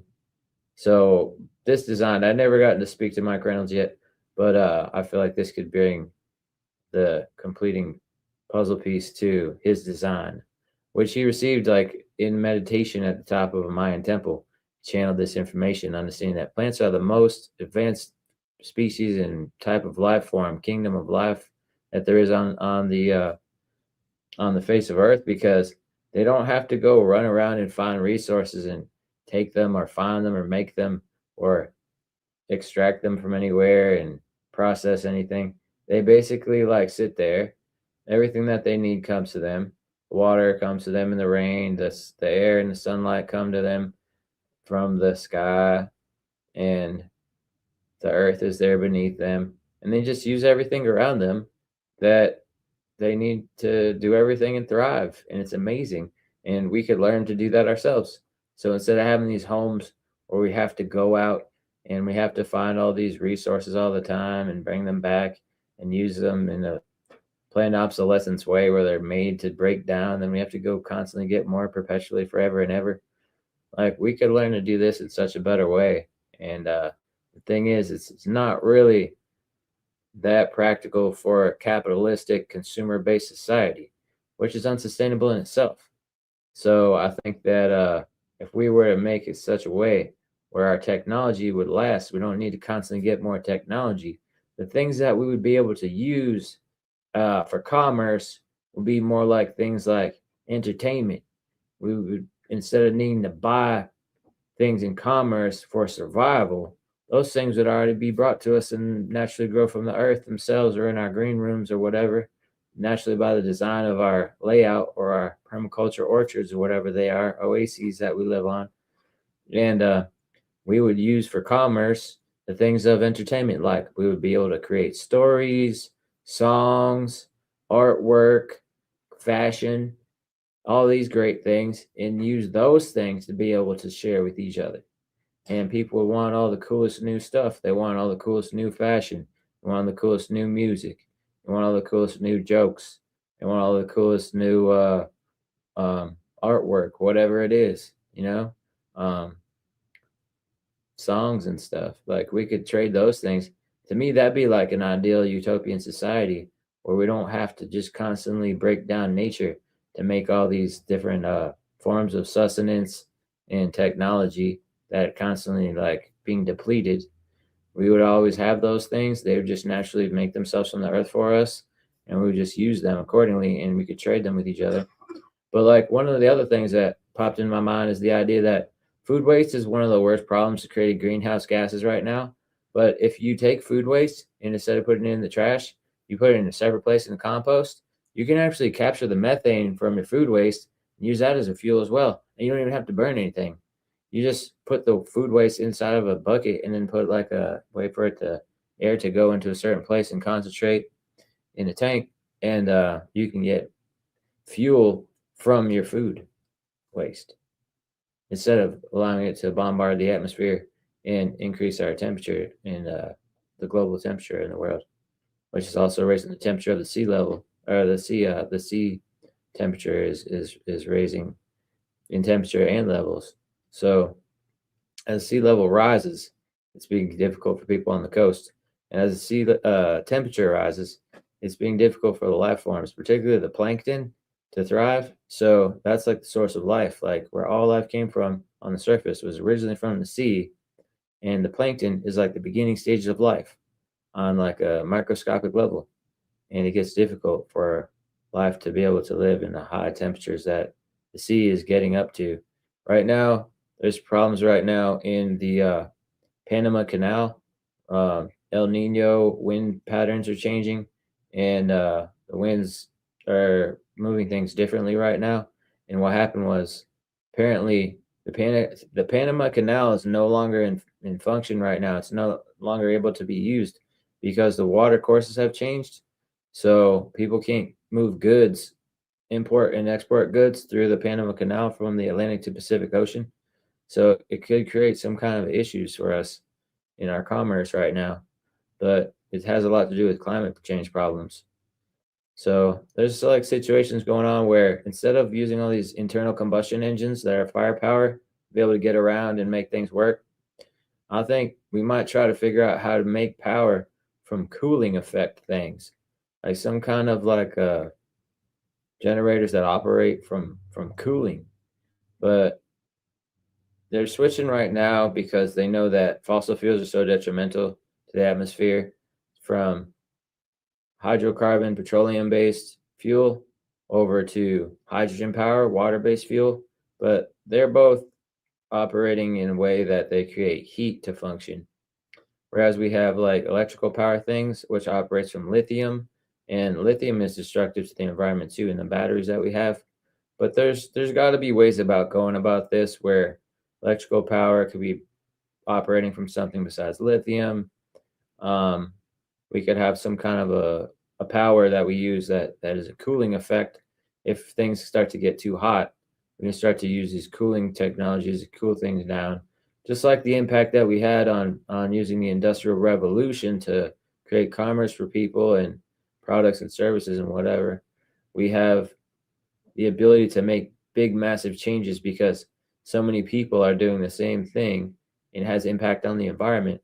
Well, if we are like wise about the decisions we make in the technologies that we use those technologies to create the differences in the world that we want to make. But I don't know if there's a technology that we've created yet that will make things cooler besides like refrigeration and air conditioning. But the powers that they get are usually from heating things to make those powers to power those things. So I guess it'd take a little brainstorming, but I feel like it's not impossible to come up with a solution for this.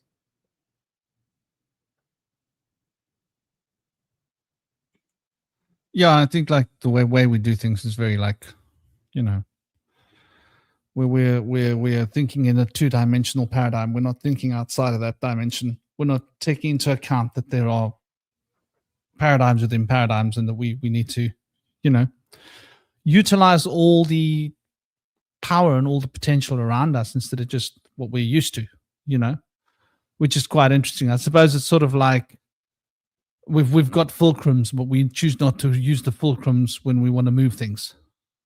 even though using a fulcrum makes it a lot easier to move things. So we are stubborn. The human race, we're a stubborn bunch, aren't we? Or shall we say we're run by a stubborn bunch? Probably a good way of putting it. The Freemasons with their idea of knowledge and four, the baseline of four.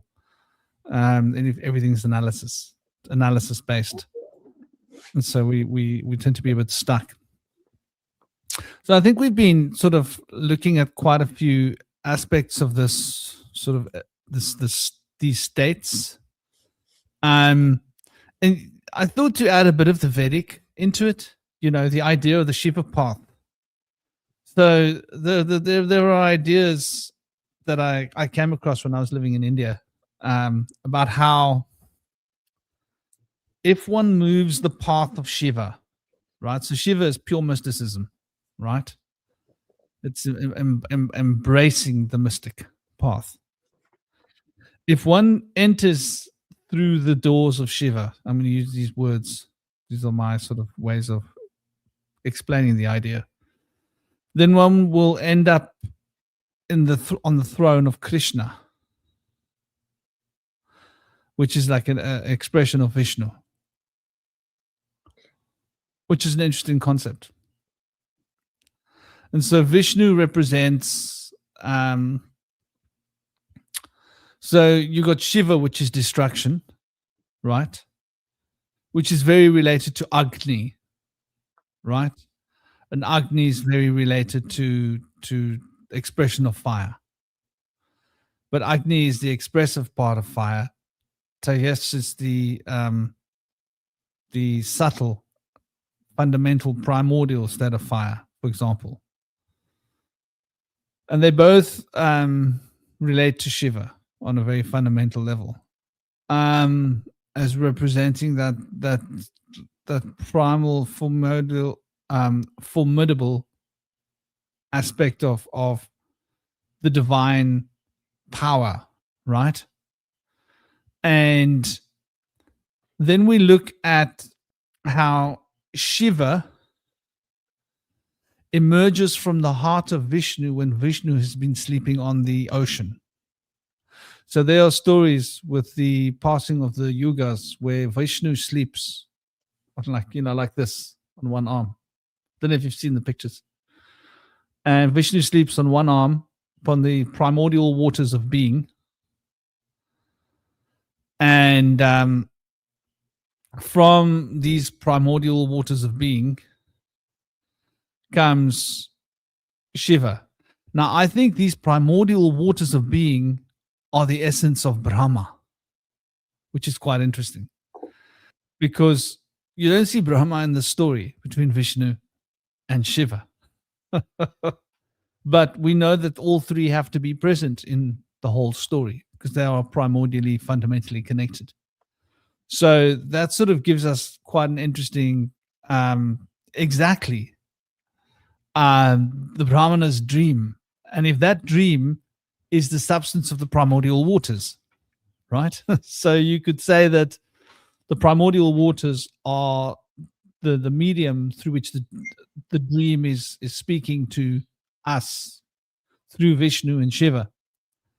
So you could think of then, and that has a lot to do with manifestation, right?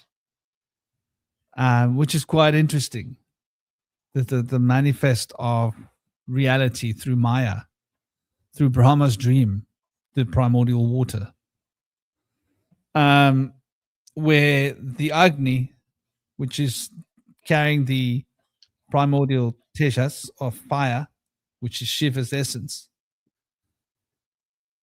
and Vishnu, which is the preserver, which is between the creative impulse of that dream, which is the primordial water, the womb, right, where life gets created from. And it's a fundamental dream acting through the primordial waters of the womb, the power of Brahma. And Shiva is destroying on the surface, right, around the edges of the wheel, in order to maintain the forces of creative and destructive potential. but these are being managed by Vishnu. Now, Vishnu has avatara. And the avatar of Vishnu, we know Krishna, there's many avatars of Vishnu, actually. Now we are entering into the Kalki avatar, the time of Kalki. And also Indra is an avatar of Vishnu. And so we'll always find that Vishnu's avatar represents love. Yeah, exactly. Represents the powers of love.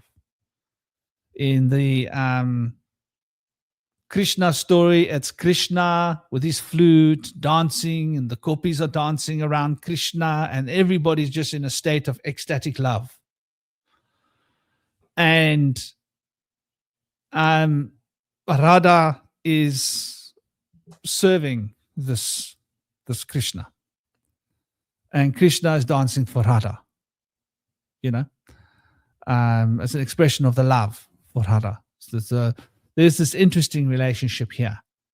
And when we look at the story of Indra, the whole Indra story is once again a story of love, right?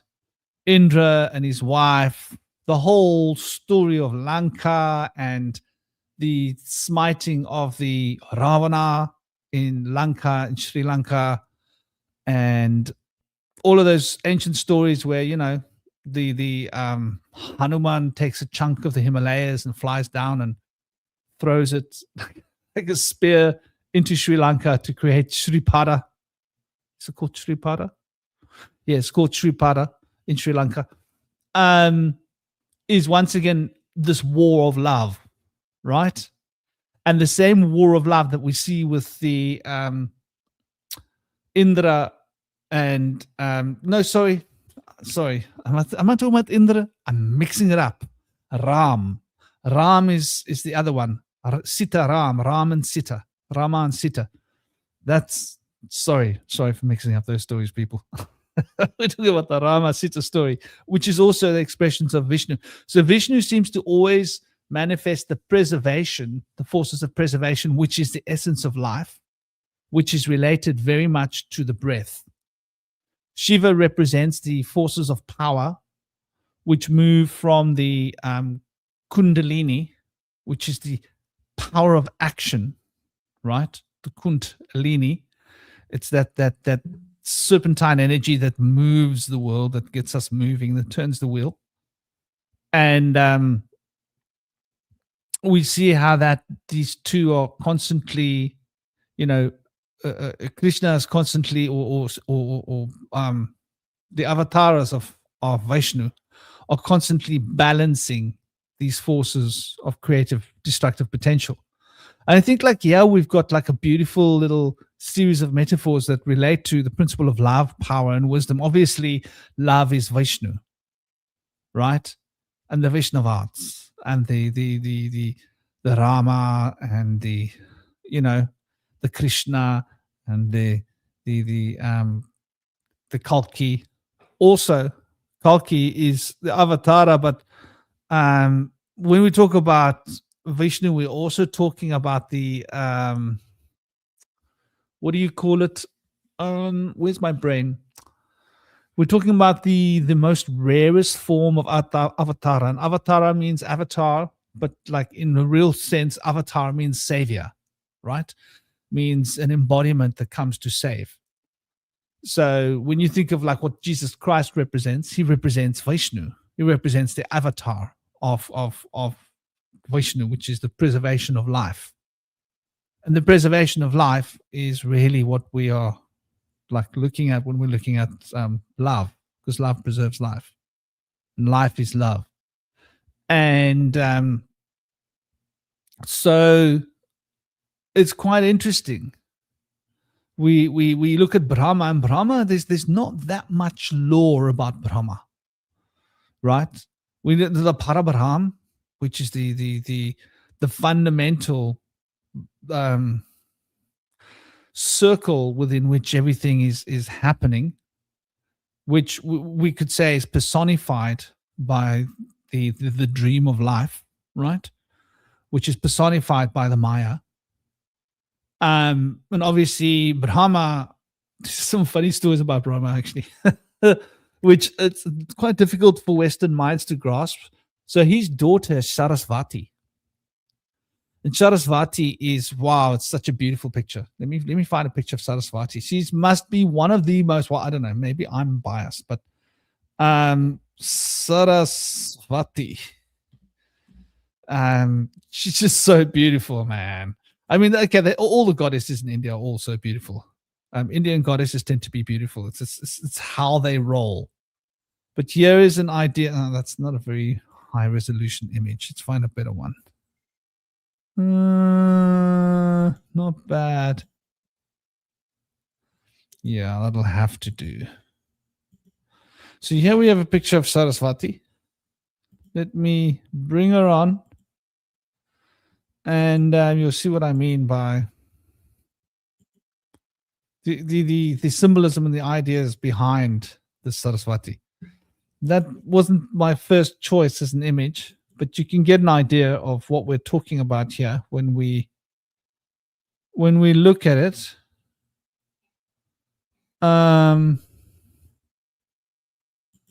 Is that a higher resolution? Trying to find a decent picture. Not that easy. There we go. That might be a slightly better resolution. So here you see what we're talking about, right?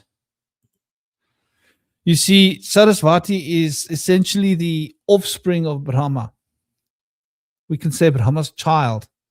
But Sarasvati is also, in some texts, the consort of Brahma, which is a little bit confusing because it smells like pedophilia, but it's not. Because we're talking about fairly profound states of consciousness here. Like, you know, did the chicken come first or did the egg come first? That's really what we're talking about. Chicken and egg stuff. And so what they're saying is that the chicken came from the egg, which came first because it came from the chicken. If you really want to... Yeah, exactly. Krishna and Christ are the same. In fact, when the Catholics saw the Gita, you know what they said? The Catholics said that the Gita was a what did they say? They said it was basically it was basically the Bible. Yeah, it was the New Testament. That's that was what the Catholics and the Christians first said when they first saw the Gita. They thought that the Indian people had copied parts of the Bible and written it into their own language. They didn't realize that it was a separate. So some of the texts in it that they had heard, it was very similar to the message of, you know, Christ. They thought that it had been inspired by the story of Christ, when actually, no, this is a very old story. It's got nothing to do with your bloke on the cross. Krishna never goes on a cross. He dances and plays the flute, dude. It's a whole different story. But anyway, so there's a very close parallel here. But the reason I'm showing you this Sarasvati is notice what she's sitting on. And she's often depicted as sitting on the fundamental waters. So she's often seen sitting on a lotus. Now, the lotus is the flower that grows on the water, right? And she's often depicted with her swan, right? So her swan represents this purity of a high state of mental acuity. So Sarasvati with her sisterin, with her is that a sitar or is it a sisterin? Anyway, her instrument that she's playing doesn't look quite like a sitar, but anyway, it's same thing, same but different. She embodies the spirit of music, but she rules over the higher mental faculties. And the very high mental faculties are essentially what we're talking about here.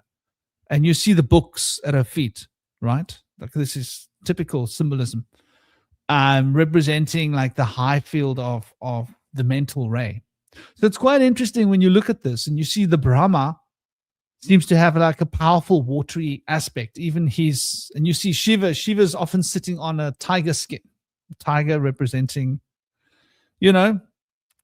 fiery Leo, tiger, cat energy. And Vishnu has a disc, the disc which is spinning. So Vishnu controls the loka, controls the spinning of the world, which, if you think about it, like most of everything is spinning, is the air is spinning, right? If you go outside now and you look at what's really spinning, the air is really spinning. You can see it wherever you look at the air, it's spinning. It's just different speeds. When it's very windy, it's spinning fast. When it's not very windy, it's spinning slowly. You might barely notice it, but it's spinning. And if it's spinning really fast, it's a tornado. But that's really like, that spinning disc energy, chakra. So you could then see Vishnu, Shiva, and Brahma representing that cool mental, the power of thought. Vishnu representing the bhakti, right? And the element of love, and Shiva representing the power, right? And so Shiva's consort is Kali, Mahakali, or Shakti, which literally means power. What does Sarasvati mean? Has it got relations to intelligence? Sarasvati etymology. Let's see what they say.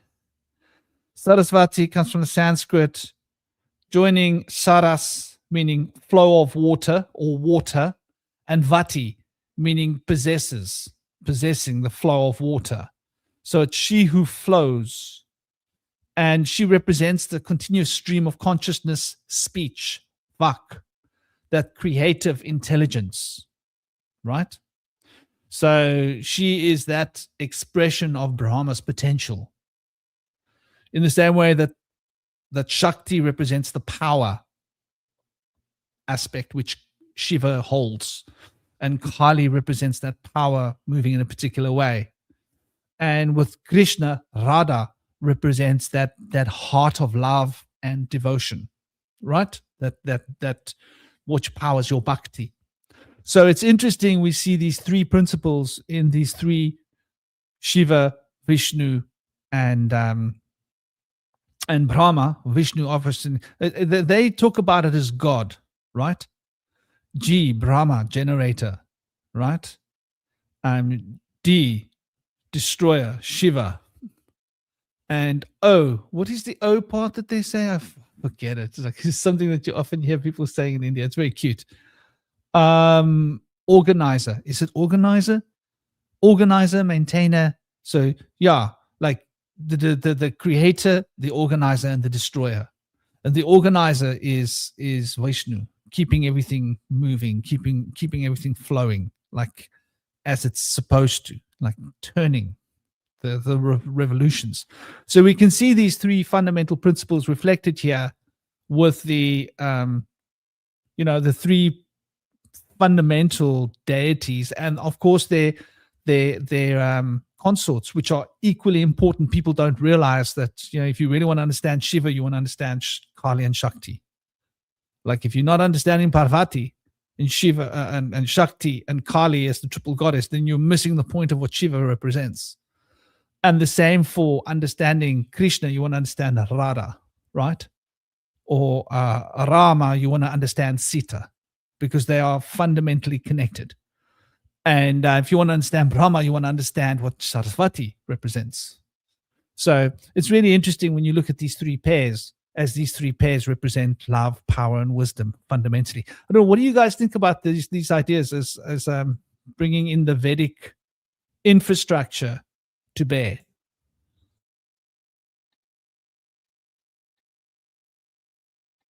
Yeah, this stuff is powerful stuff. And I was looking at the roles in creation that they have, and sometimes Brahma's dream, the idea that we're all in the mind of Brahma as a fetus in the womb of Kali. And this is where the Maya comes from. It's an illusion of Brahma's dream, is a beautiful story. But then sometimes Brahma is represented as sprouting from a lotus flower that comes from the navel of Vishnu. And so that's interesting, where they're both part of that story of creation together. And I think Cosmic will like that, where there's not just a oneness, but like a duality there. And but also, I was curious, where is Shiva? If those two are connected through this lotus flower, where does Shiva come in? But Shiva apparently is like self-creating, so he doesn't really connect like those two do, which is interesting. And he's not. Sometimes I thought that they would say Brahma and Vishnu are in the womb together, in Kali's womb together as like twins. But I don't know if that holds up. When I looked it up, I didn't see anything to come up on that. But Shiva seems to be self-generating from like a different place, which is interesting, which kind of reminds me of Thoth. Thoth was said to not be born from the gods, but self-creating, and like formed himself from nothing, which I figured could mean he was just from the peasant class, but was of greatness, and then rose to be able to be of the higher echelons. But I'm not really sure what it was supposed to mean. You see, Shiva is born from like this pillar of fire, which is what we were talking about, the Tejas. And but when traversing the path of Shiva, like if you look at the Namastra, so there's all these Namastra that you can look at. And there are 3 schools of Namastra. Actually, there's 6 schools of Namastra. And then there are different versions of them. So you'll have the Namastra of the Shiva and of the Shakti and of the Kali and the feminine. And then you'll have the Namastra of the Vishnu and how the Krishna and the Radha and the Rama and the Sita are all faceted. And then the Brahma Namastra will be there too, as well as the consorts, feminine reflection. And interesting how Durga overlaps with this, even though Durga has got powerful Shiva elemental energy. So I think like Shiva and Brahma are the same one, but they're different. They emerge at a different time. Like it's the destruction is from whence this pillar of fire. Let's put it this way. If Brahma is the creator, where did the pillar of fire come from? Think about that for a minute. Like something must have created the pillar of fire, right? And that pillar of fire is where Shiva is born from. So it's like the source of all of this. However, you also see that, within Krishna's heart, there is Shiva. Right? So there's this element too. So they seem to be like fundamentally relating to these primordial elements, right? Vishnu is sleeping on the water, and Brahma is emerging from his navel, but the water that Vishnu's sleeping on is the primordial water that Sarasvati is an expression of. Does that make sense? And that fundamental intelligence, which is the physical expression of Brahma's potential, or the manifesting expression of Brahma's potential. So you see, they're so locked up in each other that like you can't really tear them apart. And there are other stories as well with Shiva and Krishna, which are quite interesting, that you'll get from different schools of thought. But it definitely, like you think the element of fire, Shiva, element of water, Brahma, and the element of air, Vishnu. So Vishnu, for example, if you want to get a Vishnu Rudraksha, where am I Rudraksha? I've got some Vishnu, Rudraksha, which is 6 Mukhi. 6 Mukhi is a strong Vaishnavat. That would be for you, for example, Indy, the 6 Mukhi. Because the 6 Mukhi it's like the Rudraksha for students. If you're like studying and you love to research information, you love to study things, and you want to research books, the 6 Mukhi is really good. And the 4 Mukhi is like the Mukhi of Brahma. This is also related to knowledge, but it's like the creative aspect of knowledge, where the 6 has got to do with that deep, like studious nature of knowledge, studying and really sifting through all of the information. And the Panchamukhi is the Shiva's number, which is the pentagram. So that pentagram is bound to Shiva, which is sort of, I suppose, when we think about what life represents, we see the pentagram as being sort of the representation of man and humanity and life, the forces of life. The forces of fire are so easily seen in the pentagram more than any other structure, readily, because that's the very nature of the pentagram, holding the 72 and the 108, both of them, like, sequentially bound, 72, 108, 72, 108. And as it expands outwards, that 72, 108 invert again and invert again. So there's this continual flowing between these two principles. And so you've got 36, 72, 108. Can you see how that's phi? Because when you add 36 to 72, you get 108. So let me show you what I mean. Maybe I can find a picture. It's really beautiful to look at the mechanics behind and I think this is where the primal fundamental potential of fire, the self-emergence, comes from.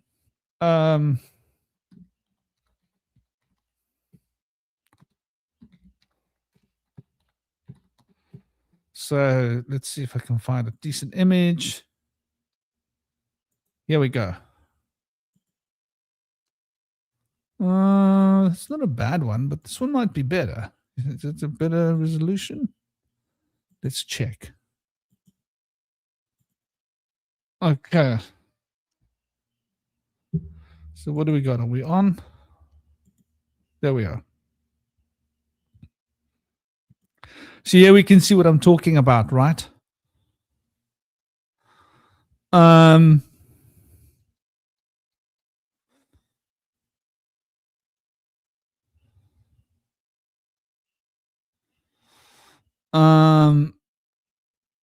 You can see the 36, which is on the outer points.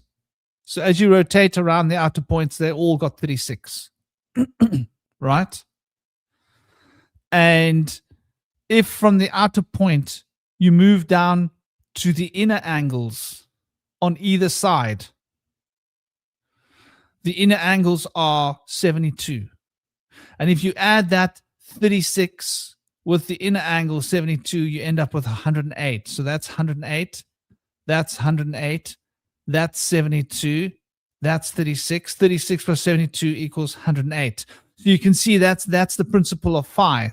That's how phi works. Phi is like 1, 1, 2, 3, right?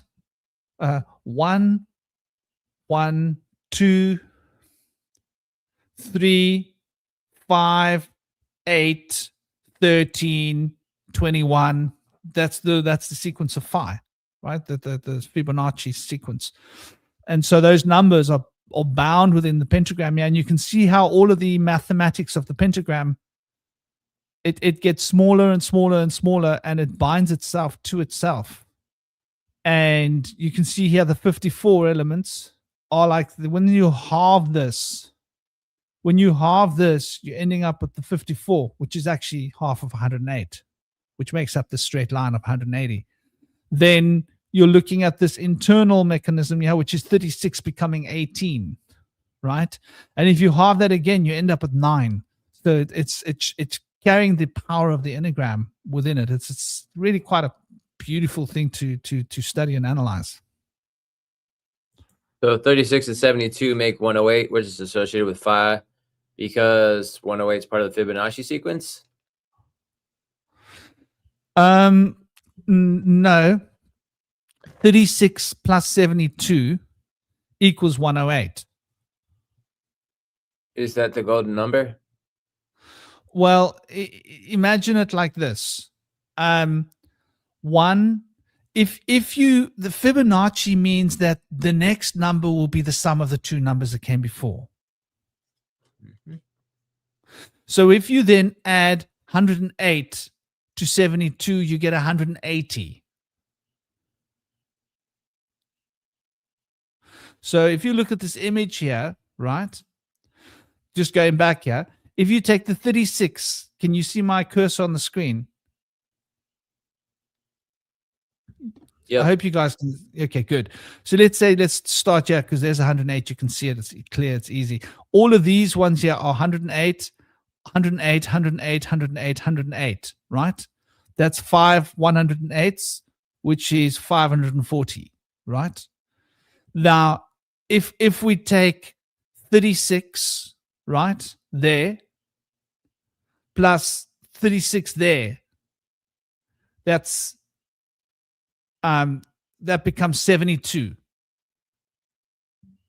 right? Sorry, if we take 36 there plus the 72 there, so these two angles are 72. That's 72, that's 72, and that's 36. If we take that 36 plus 72, it becomes 108, right?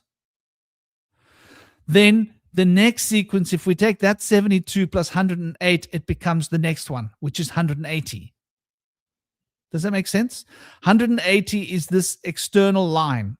So this one plus this one equals 108. This one plus this one equals 180. That's the next sequence.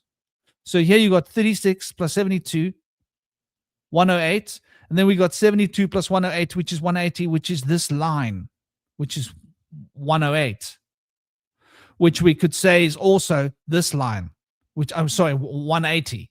So this is 180, this is 180. So you've got these two 180 points here, and you'll see that this follows around the entire system, right?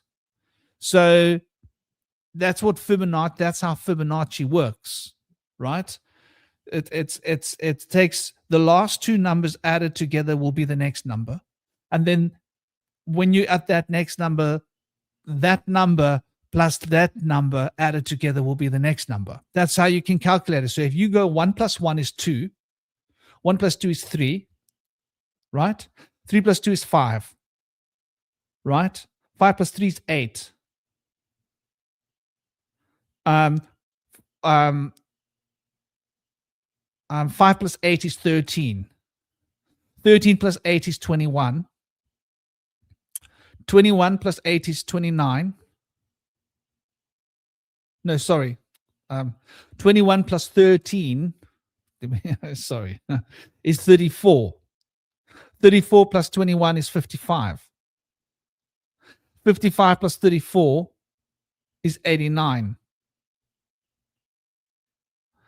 89 plus 54 is 163. I hope I got those numbers right, but that's how you can just keep extrapolating onwards and onwards just by adding the next two numbers, adding the next two numbers. So that's how the sequence works. You take one and that, you add them. Then the next number with the next number, you add those. And the next number, the next number, you add those. And that's how the Fibonacci sequence works. What about in the pentagon in the middle of the 5-sided shape that contains the square upside down? What's the angle of that? It looks like it's above 90 degrees. Like maybe it's same angles. 100 degrees. 108. Oh, it is 108. Oh, okay. It's 108. So if you take that red triangle, it's the same thing. It's 36 plus 72, which makes 108. And then 72 plus 108, which makes a straight line, which is 180. Oh, yeah, because it actually makes an X. Yeah. And so it's 108 on both sides. Oh, yeah. So if you if you look at it, it's quite interesting. If you take 36 and 36, if you take 5 times 36, that's 150, that's 180. Right? Rolling around the outside. So that 180 is once again the 72 plus the 108. And if you take the 72 and the 72, that's 144 and 144 and 144 and 144 and 144. So that's just really interesting when you start looking at how all these numbers sort of add up. If you're looking at the baseline of the externalization of the pentagon, which is at the center. But yeah, I mean, if you draw this line on here, maybe I can find a picture that shows you this better. Pentagram that expands and holds smaller pentagrams around it in perfect mathematics. I don't know whether I'm going to get Google to give me the image I'm looking for.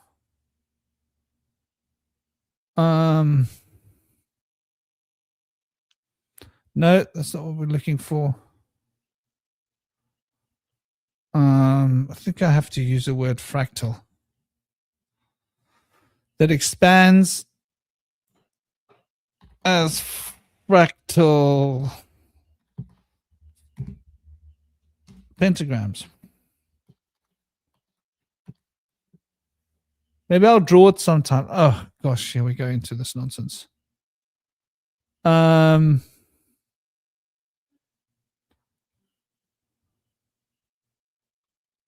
Does this one hold it?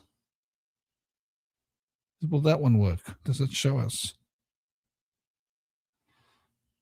Okay, yeah, here we can see a little bit of what I'm talking about. We can sort of see some of it, and will give us a little bit of an idea of the concept of what I'm trying to share with you. Can you see this image I've got on the screen here? Yeah, beautiful. Now just look at what it's doing. It's mind-boggling, right? Can you see that is a smaller pentagram?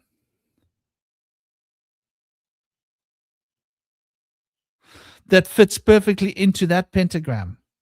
And that is a smaller pentagram that fits perfectly into that pentagram. And the math is the same in terms of the angles. Right? Yeah, apparently the relationship between the stars is like the golden ratio, right? Yeah. But do you know what happens when you take this pentagram? You see this pentagram I'm showing you here? If you take this pentagram and put the head and put the base there and there, it fits into this. Right? Here you can see a smaller version of the same pentagram right here. Right? So that pentagram is the same scale as that pentagram. If you extend the lines of this pentagram, so you could say that the lengths of this pentagram plus the lengths of this pentagram equals this pentagram. Does that make sense? If you look at the maths, the way it comes together. And if you take the length of this pentagram plus the length of this pentagram, it equals this pentagram. If you take the length of this pentagram plus the length of this pentagram of the lines, it equals the length of the lines of this pentagram. So there's a perfect scale of ratio of phi being reflected in this pentagram right here, showing us how the pentagrams are contained. Then there's another version where you can see how if you expand it outwards, it does the same thing outside of itself in another way. But it carries that ratio where the next pentagram that it shows will be the ratio of two smaller ones. So you take it outwards, it becomes a smaller pentagram. You take that outwards, it becomes a smaller pentagram. And then you add those two smaller pentagram ratio the lengths of the sides together, and you end up back with the same big pentagram. So that's the Fibonacci sequence. That's the phi being reflected by the pentagram. That's why pentagrams got such a close resonance with phi. Sorry, people, I don't mean to get lost in the beauty of a pentagram. They are just such incredible shapes to study. You just, I don't know. For me, when I look at a pentagram, I'm like, I'm in love. My girlfriend better not see me doting over this pentagram like that. She'll be like, hey, dude, keep your eyes up front, buddy. No, I'm only joking. My girlfriend probably loves pentagrams as much as I do. Yeah, it's a cool shape. What was that? That's a cool shape. I'm trying to I guess right now I'm contemplating how does the idea of fractals and symmetry just relate to consciousness and information? And I guess if you think about it on some level, what a fractal does, like when you look at a shape like this, you see the very concept of a pentagram, but it's like every single potentiality of what that pentagram could be in terms of size, dimension, and where it exists, is represented in this image. So in a lot of ways, I think of this gold pentagram at the center as kind of being like the base soul, and everything around it, all the smaller little inside ones, are all the potentialities of how it could exist. I'm thinking in my mind, those old Tiger electronic games where they would have a little black shadow figure on the screen that would kind of it would just be a bunch of still images, but when you look at the screen of light, you see all the potential move set your little character could have. But when you play the game, only a few would light up and sort of make the game animation. But when you don't have the game playing, you see all the potentialities of what the character could be doing, jumping, swinging their sword, throwing a ninja star. And that's kind of what I see with this. So I think about in terms of consciousness, having a sense of consistent symmetry is like taking information and retaining it across distances and larger spaces. So in a lot of ways, because you think about it, if you take any one of these pentagrams, whether the inverted one, the non-inverted one, the blue one, or the gold one, within it, you can sort of recreate this fractal by understanding the symmetry of it, right?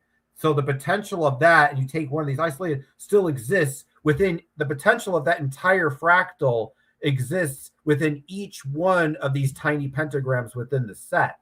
So, because I think then when you think about something like fractals in nature, I'm thinking specifically of fractal cauliflower or certain other fractal like mosses or something like that. It's that potential, but also with the will of the physical organism. That's why it turns into the weird blob-like amorphous shape, but there's still that fractal. So in a lot of ways, it's you see within the organism that fractal potential sort of still manifesting itself, but because it has, a will, being an organic being, being a plant, it can go into even deeper sort of levels of novelty and expression. So I guess in a lot of ways, if you think about something like cellular life, like this, fractals are kind of like the precursor to that. So it's it seems like fractals being formed in nature is sort of how it kind of expands consciousness. When the fractal gets more complex, it reaches new thresholds of consciousness, like mineral consciousness, plant consciousness, animal consciousness, human consciousness, spirit and God consciousness, and so forth. So there's just a lot of things for me to think about.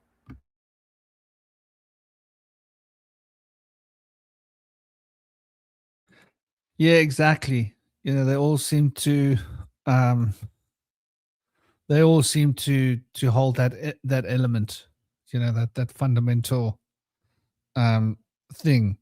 Man, I wish I could find that flower. It's one of the most beautiful flowers that you'll ever see in India. I fell in love with this flower. Hold on.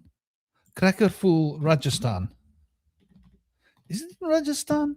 Do you find that flower in Rajasthan? No, it's not Rajasthan. Where did I see that flower? Like, 3D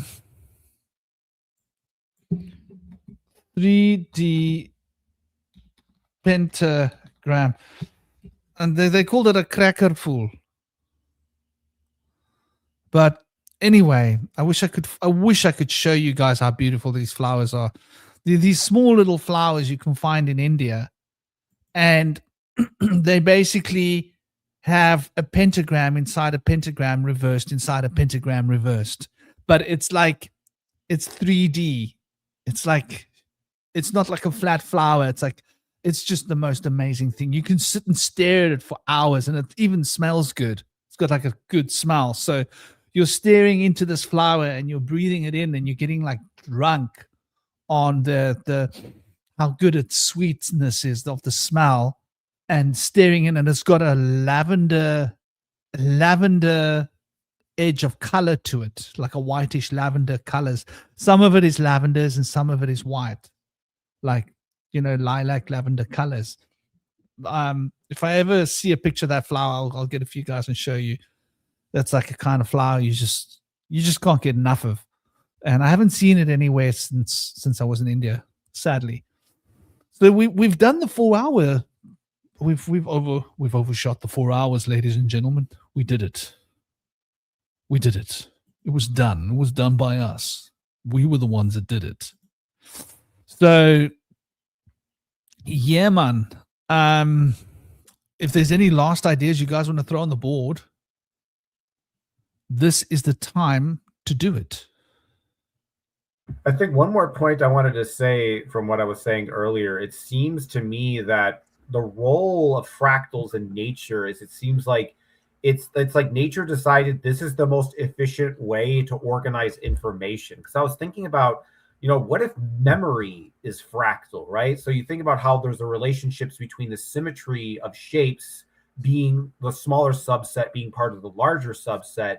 And I think about how memory is often very associative, that oftentimes the thing that triggers a memory is, getting in contact with something associated with that memory. So maybe if you think of a smell, for example, that's associated with a memory, it's like that smell is part of the fractal subset of that memory experience matrix. So it seems like, and if you think about, something that's not a fractal, where it says you take a bunch of shapes and you throw it out randomly, you don't really understand how many shapes there are, what the colors are, what the dimensions.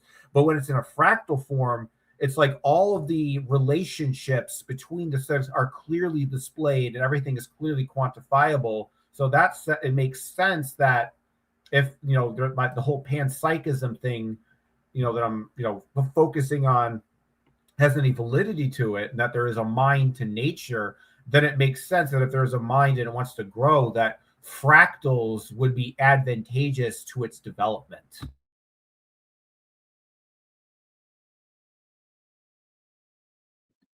Yeah, love it. Yeah, the last thing I wanted to mention was there are 10 different incarnations of Vishnu where he preserves the world. I'm going to quickly go through the 10 incarnations, his avatars. Start with Matsya, the fish that saved the world from the flood. Then Kurma, the tortoise who supported the cosmic mountain during the churning of the ocean. And then Varaha, the boar who rescued Earth from the ocean. Then Narasimha, the lion-headed man who defeated Hiranyakashipu. And then we have Vamana, the dwarf Brahmin who humbled King Bali. And Parashurama, the warrior sage with the axe. And Rama, the prince of Ayodhya, the hero of the Ramayana. And then Krishna, who we spoke about earlier, the divine statesman, teacher of the Bhagavad Gita and the playful guide. Then there's Buddha, the enlightened ascetic of peace and compassion. Although in some traditions, this 9th avatar is represented as Balarama. But then as the final avatar, the 10th one is Kalki, the final warrior avatar, expected to appear at the end of this current age. So his final avatar has not yet appeared, which is interesting. Be interesting to see how that plays out.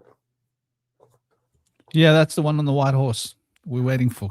Ah, Kalki's on route. Kalki's on the way. In the mail. Well, thank you, everybody. I hope you guys enjoyed the show. I hope you guys found it cool. And what was it that you were saying before? Something Cosmic said I was gonna maybe respond to. Oh, I can't remember.